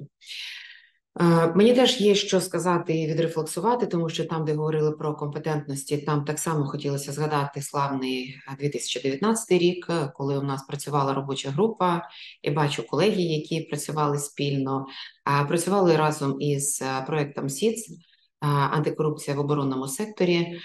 Ми напрацьовували тоді компетентності, як їх вимірювати безпосередньо, як їх оцінювати, ну і які треба буде задавати запитання для того, щоб виміряти ту чи іншу компетентність. Такий посібник роздавався на Раді управління людськими ресурсами членам Ради якраз в славному 19-му році, 19 грудня.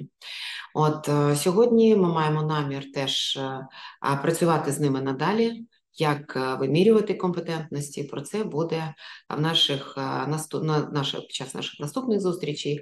А ті інсайди, які у вас сьогодні з'явилися, я думаю, що вони відобразяться і в програмі, яка буде представлена якраз 14 грудня на Раді управління людськими ресурсами.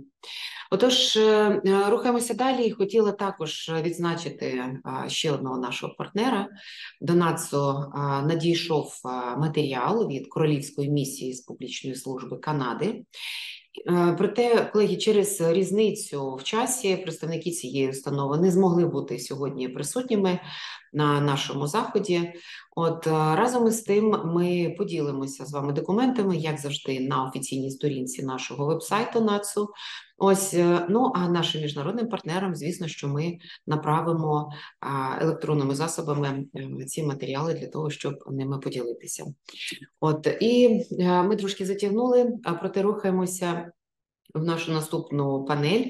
Ми переходимо до блоку особливості і напрями діяльності центрів оцінювання кандидатів на заняття посад публічної служби. Ось можу сказати, що центр оцінювання при Національному агентстві, зокрема, це теж місце, так би мовити, першого побачення кандидата на посаду в публічному секторі із уповноваженими представниками держави. Так само центр оцінювання в будь-якій країні так само є місцем побачення і в них так само. І тому це місце, власне, звідки залишається присмак і перший крок до омріяної посади, якщо людина наважилася податися свою кандидатуру на конкурс.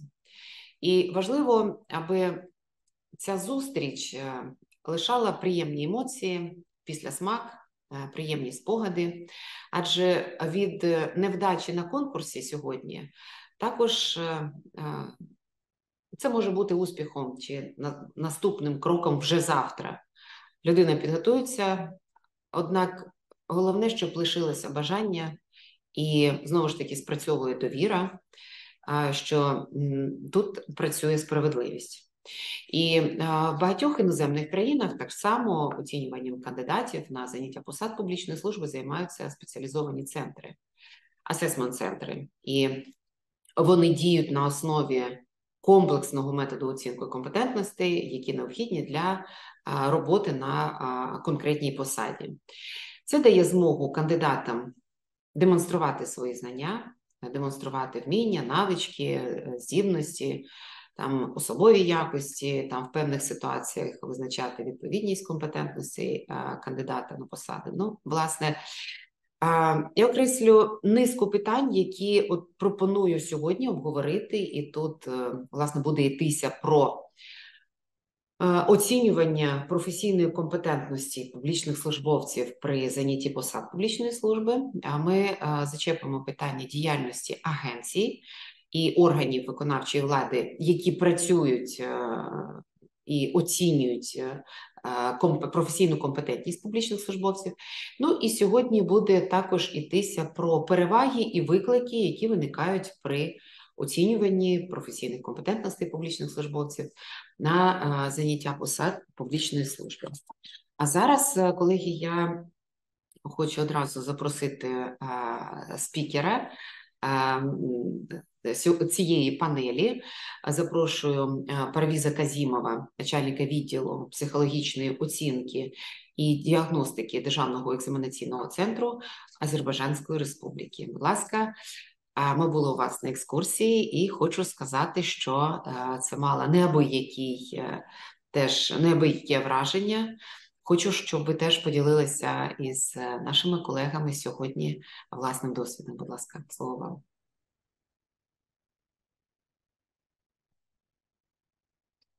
Thank you very much, dear Chairperson. And please accept my greetings from Azerbaijan to all our Ukrainian and international colleagues.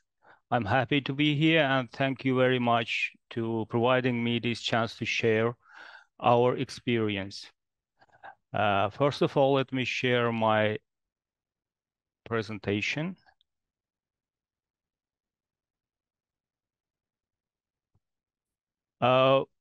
Let me show that this is the project that we have always, the framework that we have already developed together with our European partners.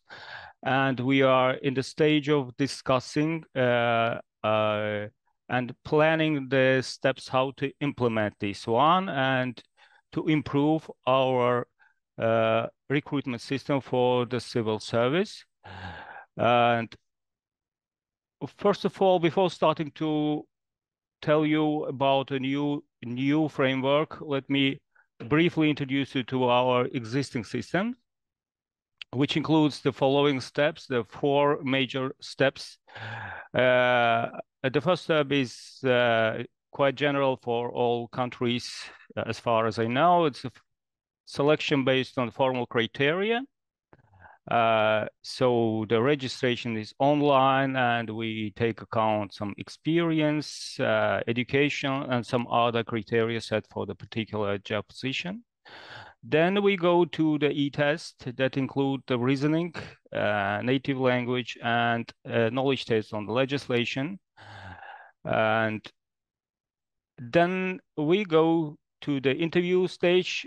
Only those people who have passed the minimum cut score of the exam can participate there. They get the certificate of which gives them a right to participate in the interview stage.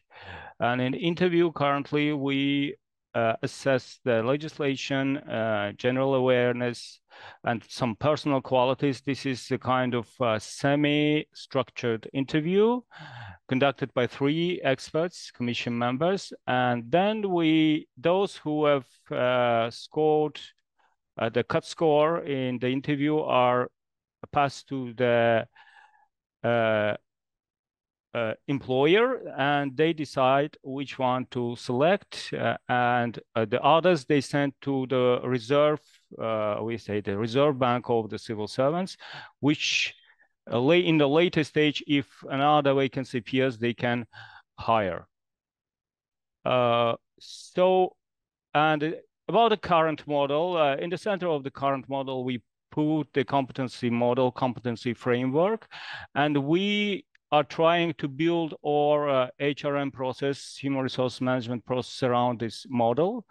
The currently model includes only generic competencies, about which I will talk a little bit later. And based on these competencies, we built our recruitment system, and we built our career management, the succession planning, and the performance management, compensation, and also learning and professional development processes. So our competency model, currently new competency model, includes 4 clusters and 12 competencies, which you see here. How we have developed or validated these competencies, we had 5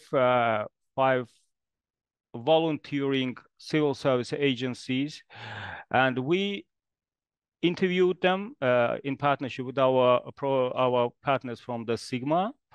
We interviewed them and tried to find out the key behaviors, behavioral traits and skills and that are important in our civil service system. Then we have conducted another type of interview with the top managers of the agencies that we call visionary interview, where they talked to us and told us about the competencies that they think they miss, their staff miss, and that can be important in the near future. And based on these interviews that took about 2 years, or at least 1.5 years, we have revealed a list of behaviors. Then we combined them into the competencies and developed this competency model.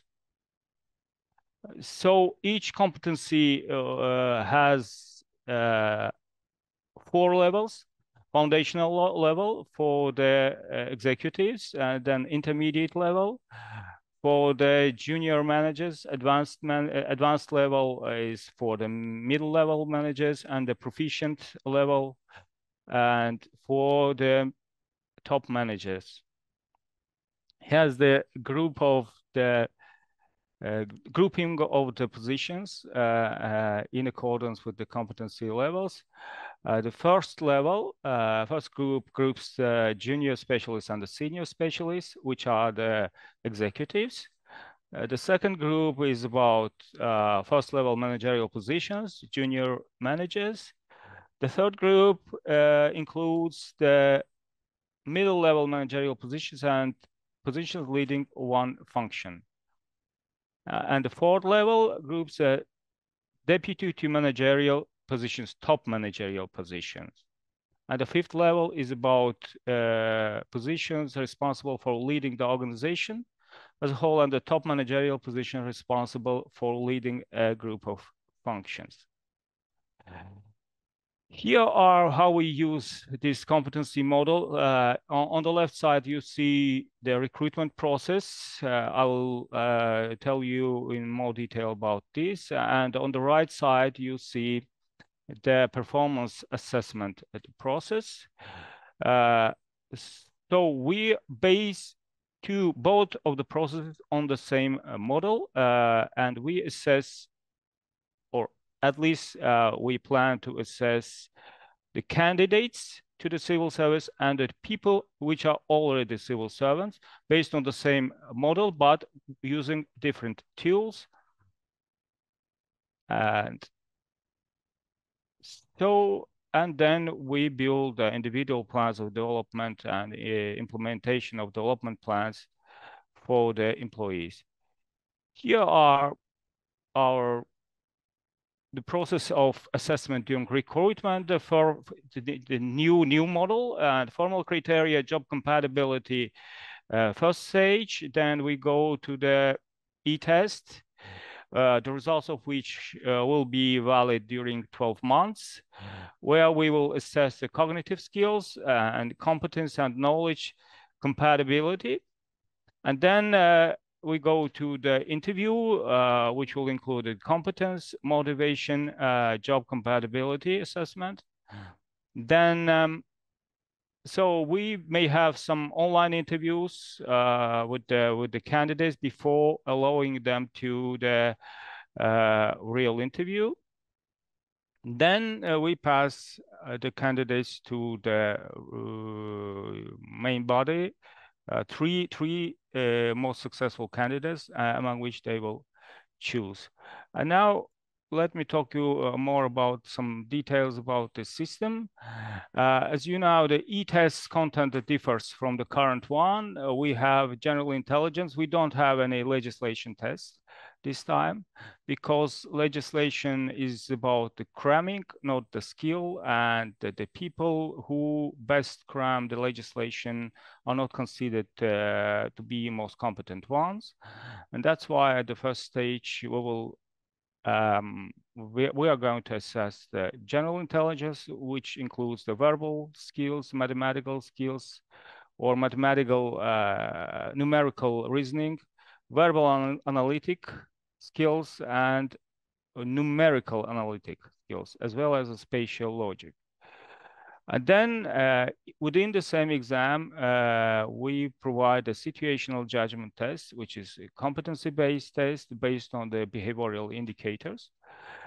And then we go to the online interview, which is just for the confirmation of the candidates and gathering some preliminary data for the further interview.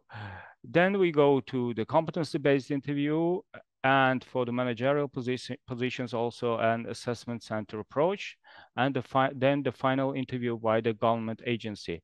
This is, which is on the middle, is mandatory for all candidates to the civil service, and which you see on the left. This is also an interesting thing. I think we are going to develop, some of them are already developed, some additional test assessment tools, which can be added to the assessment process upon request by the agency. And for some specific positions, let's say the written communication, so some clerical skills, informatics and computer skills, foreign language tests additional if they need, and professional counted tests, which we already have. This is for the finance departments. Some specific situational judgment tests. For example, now we develop for specific tests for the call center, for the public relations, and so on. And this can be added to the assessment pack upon request by the agency, and they can be introduced in various levels. In the initial level or during online application level, so it can be set as a preliminary requirement. It can be added after the initial stage, first e-test, and it can be added as a part of assessment center. So we are trying to, we are going to classify, we're already working on classifying all the civil service jobs in 4 major categories, which we call it humanitarian or verbal direction, and verbal, which includes the verbal and the verbal analytical directions. For example, departments such as the general department and the public relations are included to the humanitarian direction, but human resource management, law, and more are included in the humanitarian analytical direction, which will mean that they will pass more complex.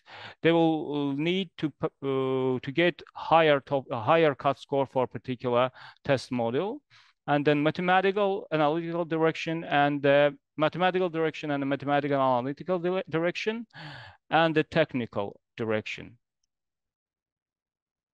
So where will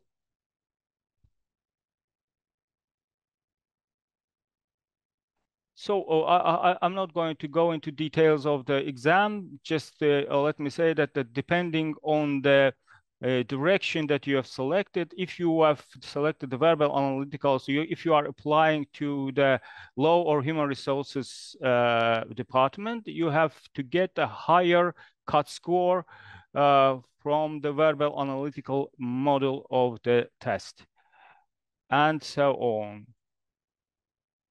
And now, so this is about the interview stage. What we will assess during the interview, we will use a SMART model of the questioning, and in the interview we will assess so functional competencies as well as general competencies. Functional competencies will be assessed by the number of tasks, and we will assign scores to each task and then calculate the average score. And the same approach will be applied to the general competencies, but this time we will not necessarily give them specific tasks, but behavioral questions regarding to each competency, and then we will score each competency and then calculate the average and then the overall average score.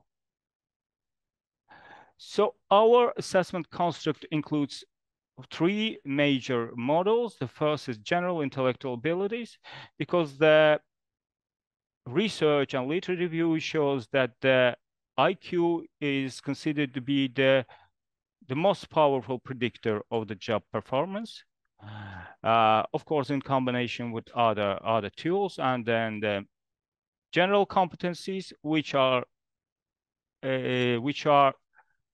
will assess the ability to produce efficient behaviors in the particular settings, and the functional competencies which are necessary for the execution of particular functions. And what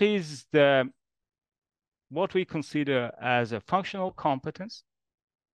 Here's the table, how we classify the knowledge, skill, and functional competency. So let's say about the English language, the grammar. If you know the grammar, the vocabulary, this is the knowledge. Skills are the speaking, writing, reading, and understanding English, but the functional competency is a little bit more specific to the job: writing a diplomatic letter in English, written simultaneous translation from English, and to negotiate in English, and etc. The same approach is applied to other fields like a legal, a legal field and the financial field, and so on. You can see them. I don't want to take much of your time. And finally, we have added to our HR processes some additional tools. They are diagnostic. They are not for the selection or decision making. They are just for consultation purposes. And we are going to diagnose the professional personality type, and professional values, and emotional intelligence, and professional interests, because based on the results of this assessment, we will provide some diagnostic consultations to the candidates or to the civil servants to find their best route of the career. This is the part of our talent management approach.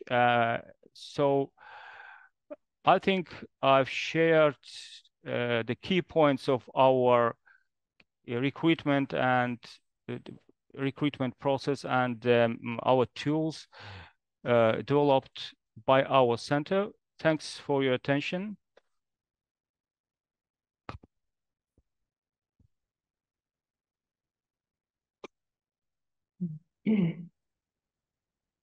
Mr. Kazimov, thank you so much for sharing your presentation. We are very interested in your experience, and we greatly value our long-term and productive cooperation.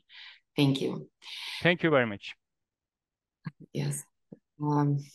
Колеги, перемикаюся. Я зараз із великим задоволенням теж хочу передати слово нашому партнеру.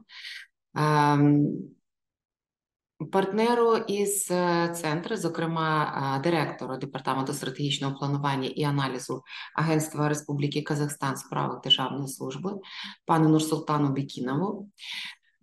Ми теж давно співпрацюємо із безпосередньо з агенцією, із центром в Республіці Казахстан з справах державної служби, оскільки дещо ділимося, запозичуємо, і зараз я теж запрошую до слова.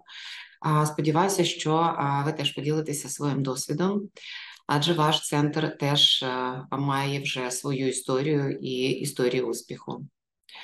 Будь ласка, пане Нурсултане, слово вам. Thank you, dear Chairwoman. Good morning, dear colleagues. I would like to thank our Ukrainian partners for organizing such a good event, giving us all an opportunity to share our knowledge and improve our skills. And let me share my presentation.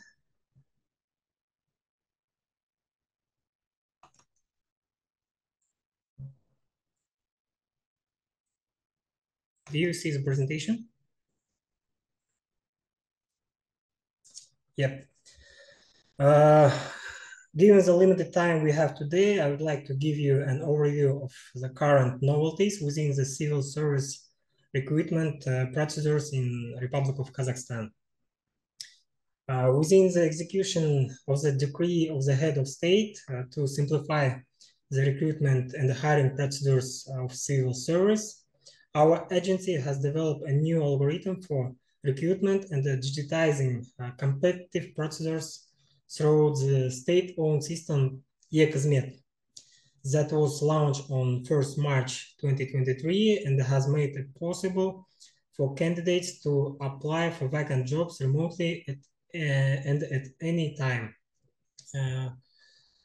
And the different assessment methods used during recruitment procedures via this system. In order to ensure anonymity of the recruitment stage, we have made the system to assign ID numbers to every candidate, which help to avoid the corruption as well as the conflict of interest. To eliminate the human factors and strengthen the transparency of the procedures, the entire competition processes is accompanied by independent proctoring system. I will now skip to the description of the stage. Firstly, every candidate, in order to be able to participate in the competition for state jobs, with exception of current civil servant, is mandatory to have valid certificate of passing a test of knowledge of the local laws and the Kazakh language. However, in the new model, the number of legal acts on the basis of which testing is currently carried out has been reduced from 9 to 4. Participants who have successfully passed the civil service test move to the next stage on the state portal and apply for the vacant position. The next part of the process that participants have to go through after obtaining a certificate of passing a test for knowledge of legislation consists of the following stages. Firstly, it's personality assessment. At this stage, candidates have to answer 130 questions, while the level of reliability of the answer should be at least 50%. Depending on the result, participants are awarded by the system from 1 to 2 points for each question. Next stage is CHL test. On other words, it's assessment of the ability to work with the text and the digital information. This stage consists of 2 blocks of 25 questions. Depending on the results, candidates are awarded by system from 0 to 5 points. At the end of this stage, half of the candidates, but not less than 3, are allowed to go to the next stage. And if writing essay is not mandatory, then at least 3 candidates are allowed to skip to the interview stage. According to the new selection algorithm, the results of this stage are summed up by the information system independently. And the next stage is the essay stage. This stage used for managerial positions. The state entity forms a list of essay topics, posts them in the system that automatically choose one of them and send it to the candidate's personal account. As I said, this stage is mandatory for the vacant managerial position, while for other position is determined by the state body itself, if they want to do it. Applicants write the essay online at any convenient time of the day in accordance with the schedule determined by the system. The volume of the essay should not exceed 200 words. Every member of recruitment commission evaluates the participant, his essay, on the scale from 0 to 5 points. And the next stage is interview. Interview with the recruitment commission of the state body. The interview is conducted by the system through video interview. A third of the commission consists of specialists with at least 3 years of experience in the areas according to the function of the vacant position. There are usually 2 types of questions that are asked during the interview. It's like a general and a personal, in accordance with the functional direction of this position. At the same time, specific legislation-based questions are not be asked on this stage. As a result, the commission evaluates the candidates on a scale from 0 to 3 points, and the most suitable candidates is determined by the system based on the results of all stages. Since the launch of new hiring system, 4,489 candidates have participated in 767 job competition, of which 378 applicants have become appointed to certain positions. Currently, the average number of candidates for one position increased 3.5 times and reached 5.8 people per one position. Most of these participants, according to the survey, were happy with the new system, and particularly with the procedures that are fully digitized. The agency plans to introduce it to all state bodies by the end of the next year. And as I told before, this system are using like a pilot project in 6 government bodies. Dear ladies and gentlemen, I am sure that today we will have a lot of useful information that will allow us to achieve success in HR management. Thank you for attention. Дякую.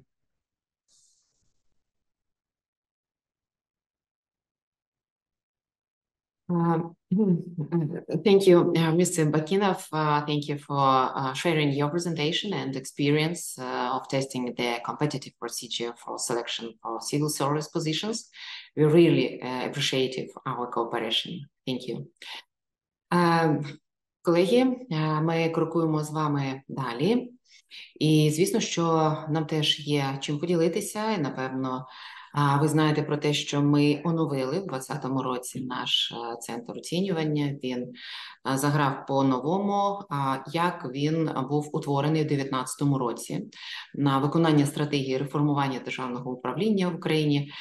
Власне, наш центр оцінювання був створений для того, щоб забезпечити централізоване оцінювання професійних компетентностей кандидатів під час проходження конкурсу на зайняття посад державної служби в Україні. І таким чином Він зараз створений як окремий структурний підрозділ у Вищій школі публічного управління. Я із задоволенням теж запрошую зараз пані Юлію Лихач, директора Вищої школи публічного управління. Пані Юлія, слово вам. Дякую, Наталя Олександрівна. Я попрошу колег, щоб запустили мою презентацію.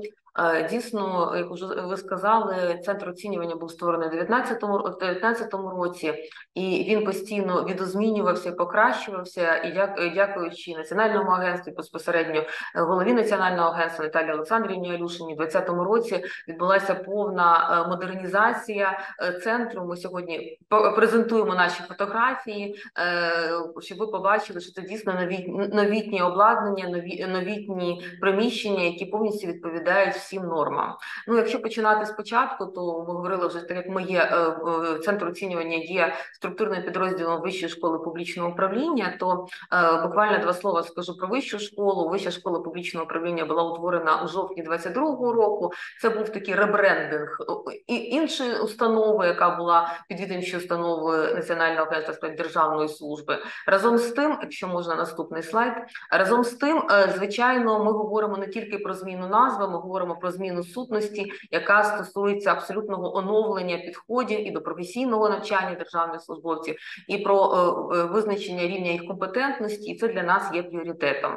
Минулого року нами було розроблено стратегію розвитку Вищої школи публічного управління, і відповідно до цієї стратегії, звичайно, питання оцінювання кандидатів там є одним із основних. Також ми розробили дорожню карту, яка діє у нас до 2025 року, і, звичайно, зміна підходів до оцінювання кандидатів на заняття посад державної служби, відповідність їх до європейських стандартам, це закладено нашою дорожньою картою. Якщо говорити про нашу візію і місію, то, звичайно, ми говоримо про професійний розвиток публічних службовців, і сьогодні ми також будемо говорити, що центр... Вона у нас к себе пішла.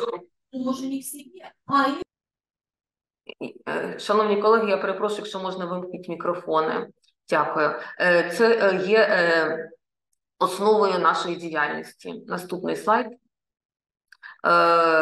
Метою діяльності Вищої школи є забезпечення професійного розвитку та підвищення кваліфікації державних службовців. Ми говоримо і про політичні посади, і про державних службовців, про голів місцевих державних адміністрацій, перших заступників і заступників, їх перших заступників і, звичайно, посадових осіб місцевого самоврядування і депутатів місцевих рад. До речі, до нас зараз дуже активно цікавляться діяльністю Центру оцінювання посадові особи місцевого самоврядування і представники і районних державних адміністрацій. Зараз про це буду говорити. Ну, ось безпосередньо приміщення нашого центру оцінювання, дійсно новітнє обладнання, новітні приміщення, які повністю забезпечені і камерами відеонагляду, які забезпечені системою безбар'єрного доступу для осіб з обмеженими можливостями. Як вже сьогодні говорили, в контексті військової агресії це надзвичайно є актуальним.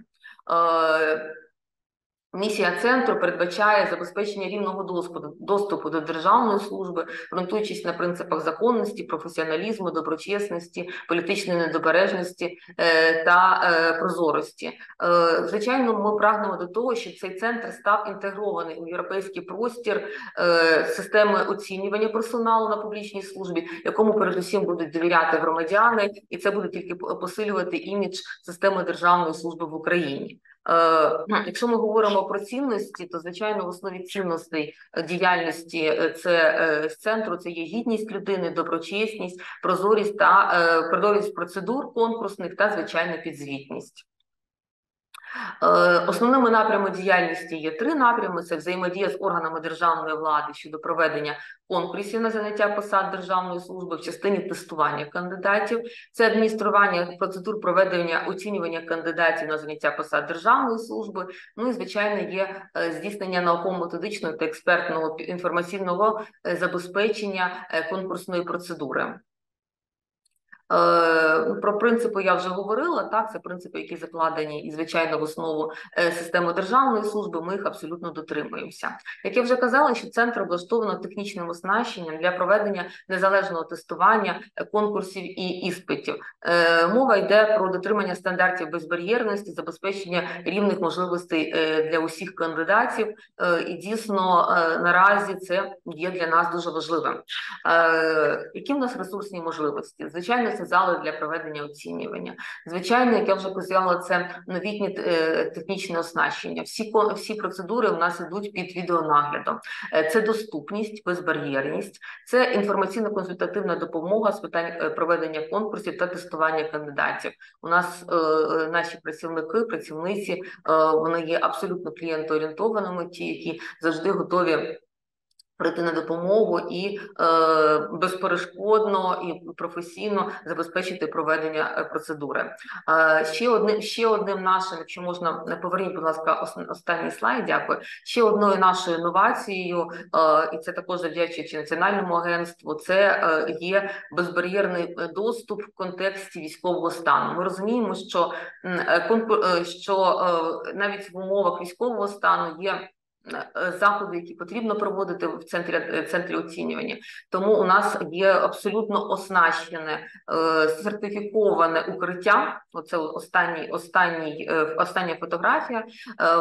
Воно працює в режимі доступу до інтернету, воно працює в режимі доступу до відеозйомки, і наразі ми проводимо там заходи на постійній основі.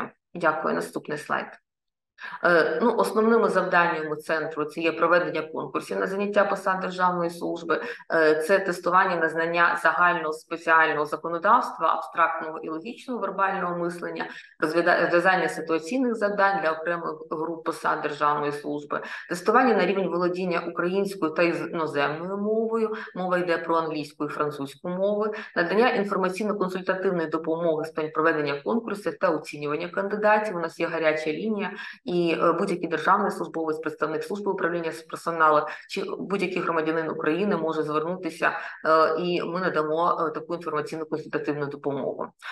Оновлення тестів на знання загального законодавства. Щороку здійснюється оновлення тестів, проведення інформаційно-комунікативних заходів. Передусім ми говоримо про заходи, які направлені на більше інформування різних верств громадян щодо конкурсних процедур, щодо системи державної служби. Звичайно, ми зацікавлені і опікуємося питання залучення молоді на державну службу. Ми часто проводимо комунікативні заходи, де наша молодь, представники закладів вищої освіти можуть пройти таке пробне тестування на базі нашого центру. І, звичайно, це підготовка методичних матеріалів, рекомендацій, посібників для супроводу процедури оцінювання. Якщо ми говоримо про те, які саме види тестувань проходять кандидати на заняття посад державної служби, то вони різняться від залежності від категорії посад. Для посад категорії А, найвищі посади, це проходяться тестування на нашій базі на знання законодавства, на абстрактне мислення, на перевірку володіння знань іноземною мовою. Для посад фахівців з питань реформ категорії Б і В це тестування на наявність аналітичних здібностей та здібностей щодо здатності працювати з інформацією та тестування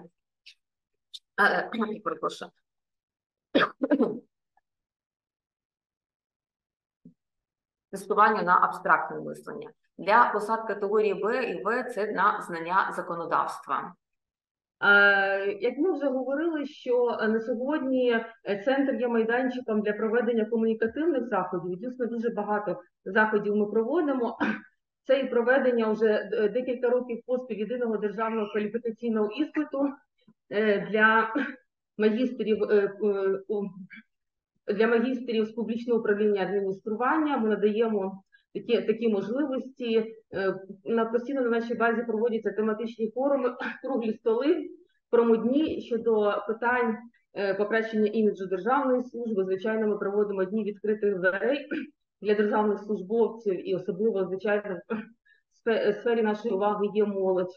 І другий рік підряд ми проводимо такий великий флешмоб з написання всеукраїнського диктанту національної єдності серед безпосередньо державних службовців категорії А. І це також дійсно таким є гарним заходом, який посилює тільки систему державної служби і презентує її як найкращим чином.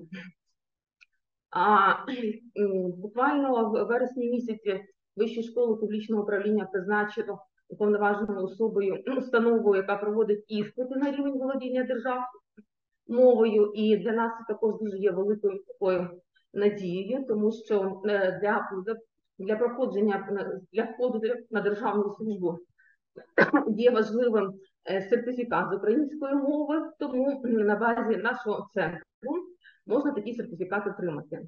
Хотіла б зазначити, що наразі ми є тим майданчиком, який проводить дуже багато таких конкурсів. Якщо ми починали з одного дня, і в нас було дві сесії, то зараз у нас тричі на тиждень по 3 сесії. І, звичайно, у нас повністю заповнені зали, у нас дуже велика така аудиторія, яка бажає потрапити саме в наш центр. Зокрема, протягом вересня-листопада іспитне володіння державною мовою склало 450 осіб.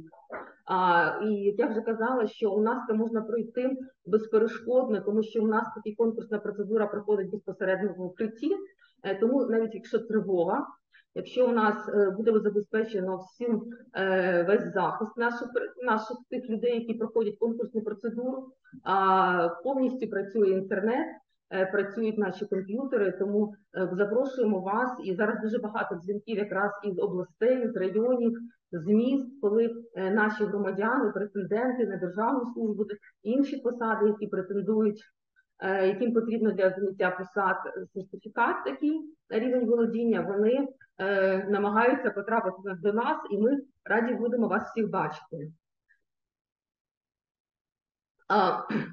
На попередньому слайді ми також всім учасникам надішлемо, є всі посилання, за якими ви можете пройти для того, щоб отримати відповідну і інструкцію, для того, щоб зареєструватися. Тому, будь ласка, запрошуємо вас до себе. І ми говорили ще, що одним із напрямів нашої діяльності є підготовка рекомендацій, підготовка інформаційно-аналітичних посібників і так далі. Тому в цьому році ми розпочали, сьогодні вже багато говорили, що про компетентності підхід до управління персоналом. Як ви знаєте, Національним агентством підготовлено каталог посад, це 28 сімей посад, тому в зв'язку з цим ми розпочали розробку рекомендацій щодо переліку вимог до компетентності та професійних знань, з метою розробки подальшого короткострокових програм підвищення кваліфікації за такими сім'ями посад, як управління персоналом, комунікація та інформаційне забезпечення, літературне редагування. Сподіваємося, що наступного року за цими напрацюваннями вже зможемо запровадити такі комплексні програми для сімей посад, що для нас є максимально важливим, для того, щоб державні службовці, які працюють в відповідних сім'ях посад, отримували абсолютно практикоорієнтоване навчання. Якраз в рамках цього міжнародного круглого столу ми здійснили підготовку такої інформаційно-аналітичної довідки щодо міжнародних практик оцінювання професійної компетентності при вступі на публічну службу. Ми проаналізували досвід багатьох європейських країн щодо того, як працюють такі центри оцінювання, яка є конкурсна процедура, і також найближчим часом на сайті Національного агентства і вищої школи ці інформаційно-аналітичні матеріали буде розміщено. Можу сказати, що, звичайно, завдячуючи Національному агентству, ми не зупиняємося в наших напрямах діяльності, ми намагаємося забезпечувати всі ті потреби, які є наразі зараз у державних службовців і у посадових осіб місцевого самоврядування. Тому ми готові до співпраці і дякую вам.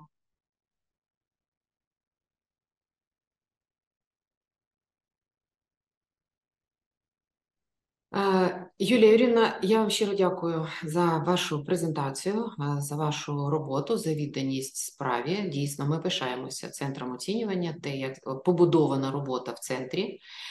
Дійсно, з цього року НАЦ став таким самим потужним майданчиком щодо проведення іспитування на рівень володіння державною мовою.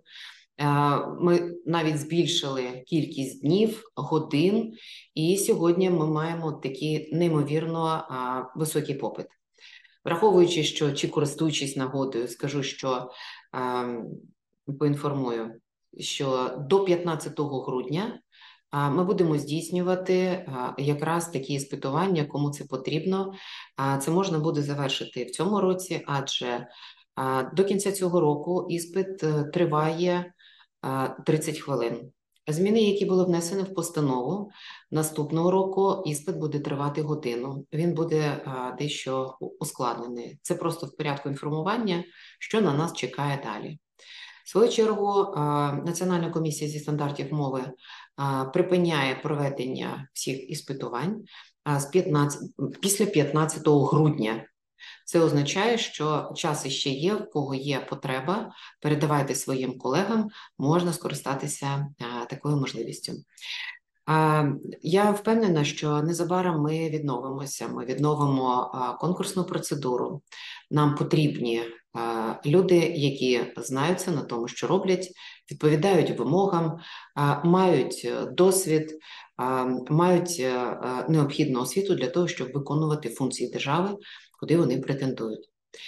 Я щиро дякую за активність, я щиро дякую за цікаві доповіді. І зі свого боку хочу запропонувати, якщо є бажання висловитись нашим колегам, учасникам сьогоднішнього заходу, будь ласка, я передаю слово, вільний мікрофон. Хто хоче, може взяти слово і сказати свої кілька слів. Будь ласка.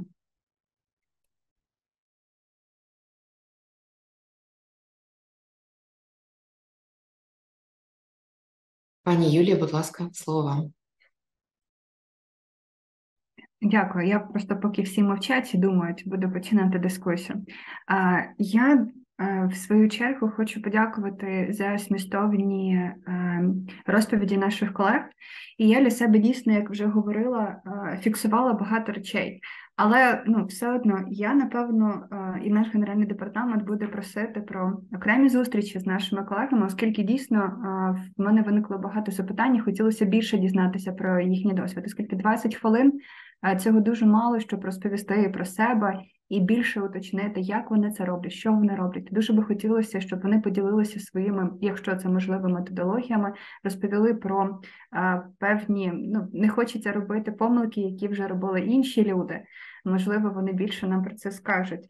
А враховуючи, що насправді ми дійсно багато речей робимо те, що паралельно робимо схожі речі, які по своїй суті, результат має бути в кінці один той самий. Це те, про що не змогла зупинитися, але і Юлія Юрівна згадувала, нам дуже цікавий зараз момент кар'єрного просування, оскільки ми закладаємо в законопроект оцю концепцію сімей посад, ми закладаємо можливість кар'єрного просування в рамках однієї категорії посад. І ми свідомі того, що ми повинні це враховувати, і ці рамки компетентностей, певні профілі, по-різному ми можемо називати, по-різному колеги це називають. Але суть одна і та сама. Ми розуміємо, що в нас є посада, в нас є певний функціонал. Ми розуміємо, що ми шукаємо конкретну людину під конкретні функції, але ми розуміємо, що ця людина має розвиватися далі, що вона має рости. Ми зацікавлені, щоб втримати людей, ми зацікавлені в тому, щоб розвивати талант. Велика роль в цьому є служба управління персоналом, і ми їх залучаємо, ми запитуємо, що так, що не так, які моменти потрібно вжити. Тут є дійсно багато дискусій. Тому, Наталя Олександрівна, я сподіваюся, що це, напевно, така перша наша зустріч, і ми далі матимемо ще можливість з колегами окремо, напевно, списатися, окремо зустрітися не на такі великі загали, а такі професійні фахові дискусії, бо ми відкриті до того, щоб більше розповісти, поділитися досвідом. І я впевнена, що він буде цікавий нашим колегам, особливо в тій частині, де ми робимо щось з того, що ніхто не робив, і не хочемо, щоб інші країни робили те, що ми робимо. І якщо в колег є запитання до мене по тому, про що говорила, бо дійсно 20 хвилин рамково ти навіть не встигаєш сказати, я готова відповісти. Дякую. Пані Юлії, я щиро дякую за ваше доповнення. Якщо більше немає піднятих рук, я розумію, що час перебираємо, тому що ми всі втомилися без перерви, такий марафон нон-стоп. Я теж щиро дякую і всім виступаючим, і всім учасникам, які сьогодні добули до кінця. Це очевидно, що тема є актуальною, разом із тим я хочу підкреслити унікальний досвід України. У нас свій досвід, яким ми будемо ділитися. І сьогодні до нас звернулися Балкани, щоб Україна виступила спеціально для Балкан. Чорногорія, Хорватія, Боснія. Ми будемо виступати і ділитися нашим кращим досвідом. Зараз звертаються вже до нас, щоб ми поділилися, як ми в умовах війни і які HR-інструменти у нас є. І неймовірно великим попитом сьогодні користуються, як проводити класифікацію посад. Скажу одразу, у нас станом на вчора було подано 372 державні органи, точніше суб'єкти класифікації, подали свої результати проведеної класифікації для опрацювання і погодження до Національного агентства.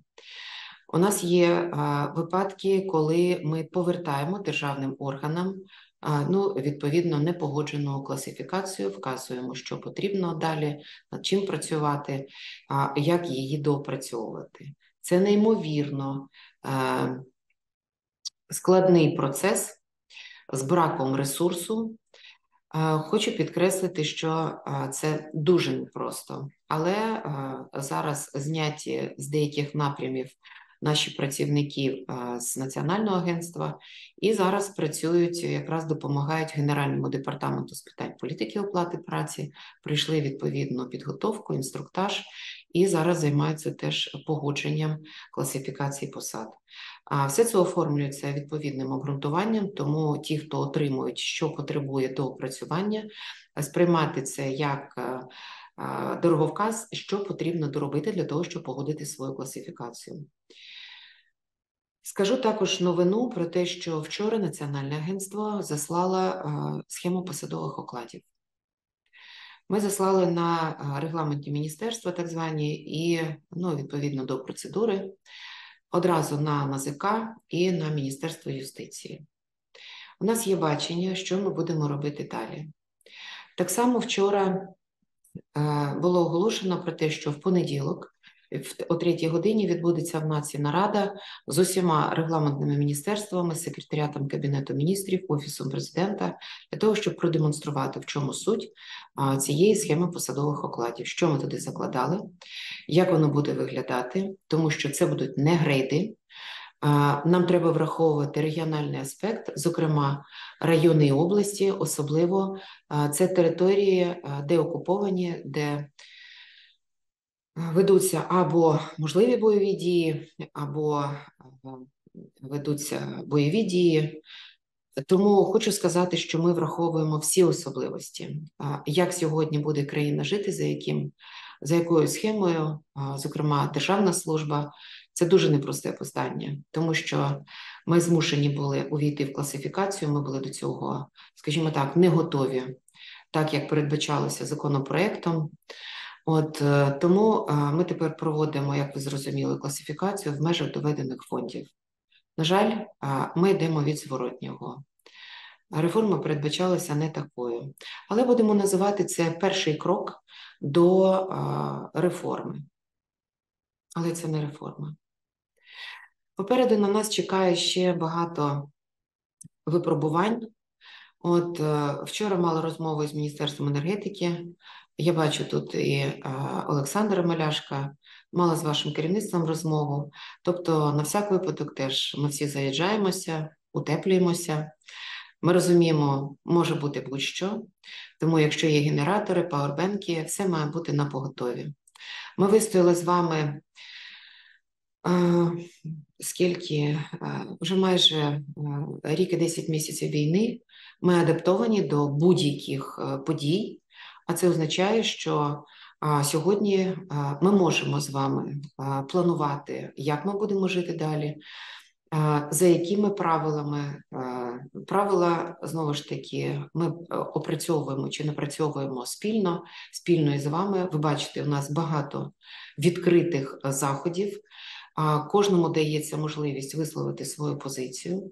Ми дослухаємося, запрошуємо так само на Раду управління людськими ресурсами, вона буде транслюватися. Можна буде бачити про всі активності, над чим ми зараз працюємо. А зараз я маю підвести риску. Маю вам всім подякувати за сьогоднішню участь. І в свою чергу хочу побажати всім безпечного дня і слава Україні! Переможемо! Дякую. Героям слава.